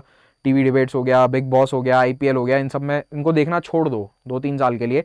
देख भी रहे हो तो कुछ ऐसा एंटरटेनमेंट देखो जो आपको थोड़ा ज्ञानवर्धक लगे, जिसमें आपका रिफ्रेशमेंट भी हो जाए, आपका मन भी थोड़ा सा एंटरटेन हो जाए और कुछ ज्ञान भी मिल जाए। भारत की खोज देख लिया आपने यूट्यूब पे, या फिर हमारे संविधान बनने पर जो एक सीरीज बनी है उसको देख लिया। इस तरह की चीज़ें देखो, ऐतिहासिक चीज़ें देखो, पढ़ाई से रिलेटेड चीज़ें आप देखिए। और क्या नहीं करना है, क्या करना है, उस पर हमने यूपीएससी टॉपर्स को बुलाकर उनसे बात करी थी। तो पर्सपेक्टिव सीरीज चलती है एक पाथफाइंडर पर, जिसमें हम नए पुराने सभी टॉपर्स को बुलाते हैं, उनके साथ एक पॉडकास्ट के रूप में चर्चा करते हैं। तो ये वाला हमारा जो पर्सपेक्टिव सीरीज का वीडियो था, इसमें we discuss this do's and don'ts with the toppers. उनकी बताई बातें भी आप देख सकते हो। वीडियो का लिंक आपको मिल जाएगा, हमारे चैनल पर जाओगे सबसे ऊपर ही वो सीरीज मिलेगी, नहीं तो ऐसी प्लेलिस्ट नजर आती है। ठीक है, you can just go and watch this playlist. तो इसमें मैं ही मीडिएट करता हूँ, मैं उनसे सवाल पूछता हूँ। आप चाहते हैं कि फ्यूचर के इन वीडियोज़ में हम कुछ सवाल पूछें तो वो नीचे कमेंट में यहाँ पर लिख देना। ये मेरा टेलीग्राम चैनल है, इस पर आप मुझसे जुड़ सकते हो। टेलीग्राम पे जाकर डॉक्टर महिपाल राठौड़ सर्च करोगे, चैनल मिल जाएगा। कोई भी डाउट है, कुछ भी प्रॉब्लम है, तो आप मुझे ईमेल पर या फिर किसी भी सोशल मीडिया हैंडल पर रीच आउट कर सकते हैं। और फाइनली इस वीडियो का या कोई भी वीडियो का पीडीएफ लेक्चर के नीचे ही आजकल अवेलेबल रहता है। एक बहुत ही इंपॉर्टेंट पॉइंट, आपको यूपीएससी की तैयारी करनी है और अभी भी कोई डाउट है, मुझे रीच आउट करना है आपको, तो हमने एक फॉर्म नीचे रखा है, गूगल डॉक्स जैसे होता है वो वाला फॉर्म है। तो गूगल का एक फॉर्म है जो नीचे है, उसको फिल आउट कर दो और हमारी टीम आप तक रीच आउट करेगी। एंड अगर कुछ प्रॉब्लम है जो मुझे सॉल्व करनी पड़ेगी तो मैं उसमें आपको डेफिनेटली कॉन्टैक्ट करूंगा। ओके, सो अब ऐसा मत पूछ लेना कि सर तैयारी करूं या नहीं करूं। ये एक ऐसा सवाल है जो मतलब थोड़ा सा वैसा है कि अब आप सोच रहे हो तो कर लो, ठीक है, या नहीं करनी तो मत करो, आपकी मर्जी है। ऐसे सवाल मत पूछना। कोई बहुत स्पेसिफिक सवाल है, जैसे सर मुझे पॉलिटी में ये बुक से समझ नहीं आ रहा है, मुझे ये बुक पढ़नी है या नहीं, बता दो। इस तरह के आपके सवाल हैं तो आप रीच आउट कर सकते हो। नीचे गूगल फॉर्म दिया हुआ है, उस लिंक पर क्लिक करके फॉर्म भर देना। वहां पर हमारी टीम आपसे रीच आउट करेगी। सारे फॉर्म्स को मैं डायरेक्टली हैंडल नहीं कर सकता, so there is a team that does that. ठीक है, हमारी पाथफाइंडर की अपनी टीम है, तो आपके लिए वो फॉर्म अवेलेबल है। तैयारी करनी है, बैच में जाना चाहते हो, बैच ज्वाइन करना चाहते हो, उसके बारे में भी जानकारी चाहिए तो वो फॉर्म में नीचे लिख देना कि मुझे पढ़ाई करनी है, बैच ज्वाइन करना है, समझ नहीं आ रहा कैसे करें, कैसे पेमेंट होगा, इस तरह की समस्याएं भी वो टीम आपकी सॉल्व कर देगी। So do go and click on that Google form. तो आखिर में दोस्तों बस इतना कहना चाहता हूं कि आज आप ये वीडियो देख रहे हो तैयारी शुरू करने के पहले, जब तैयारी खत्म हो जाएगी, सिलेक्शन हो जाएगा, उस दिन हम आपका इंटरव्यू लेंगे और पाथफाइंडर चैनल पर आपका इंटरव्यू डालेंगे। इसी उम्मीद के साथ signing off. Thank you so much. Have a nice day.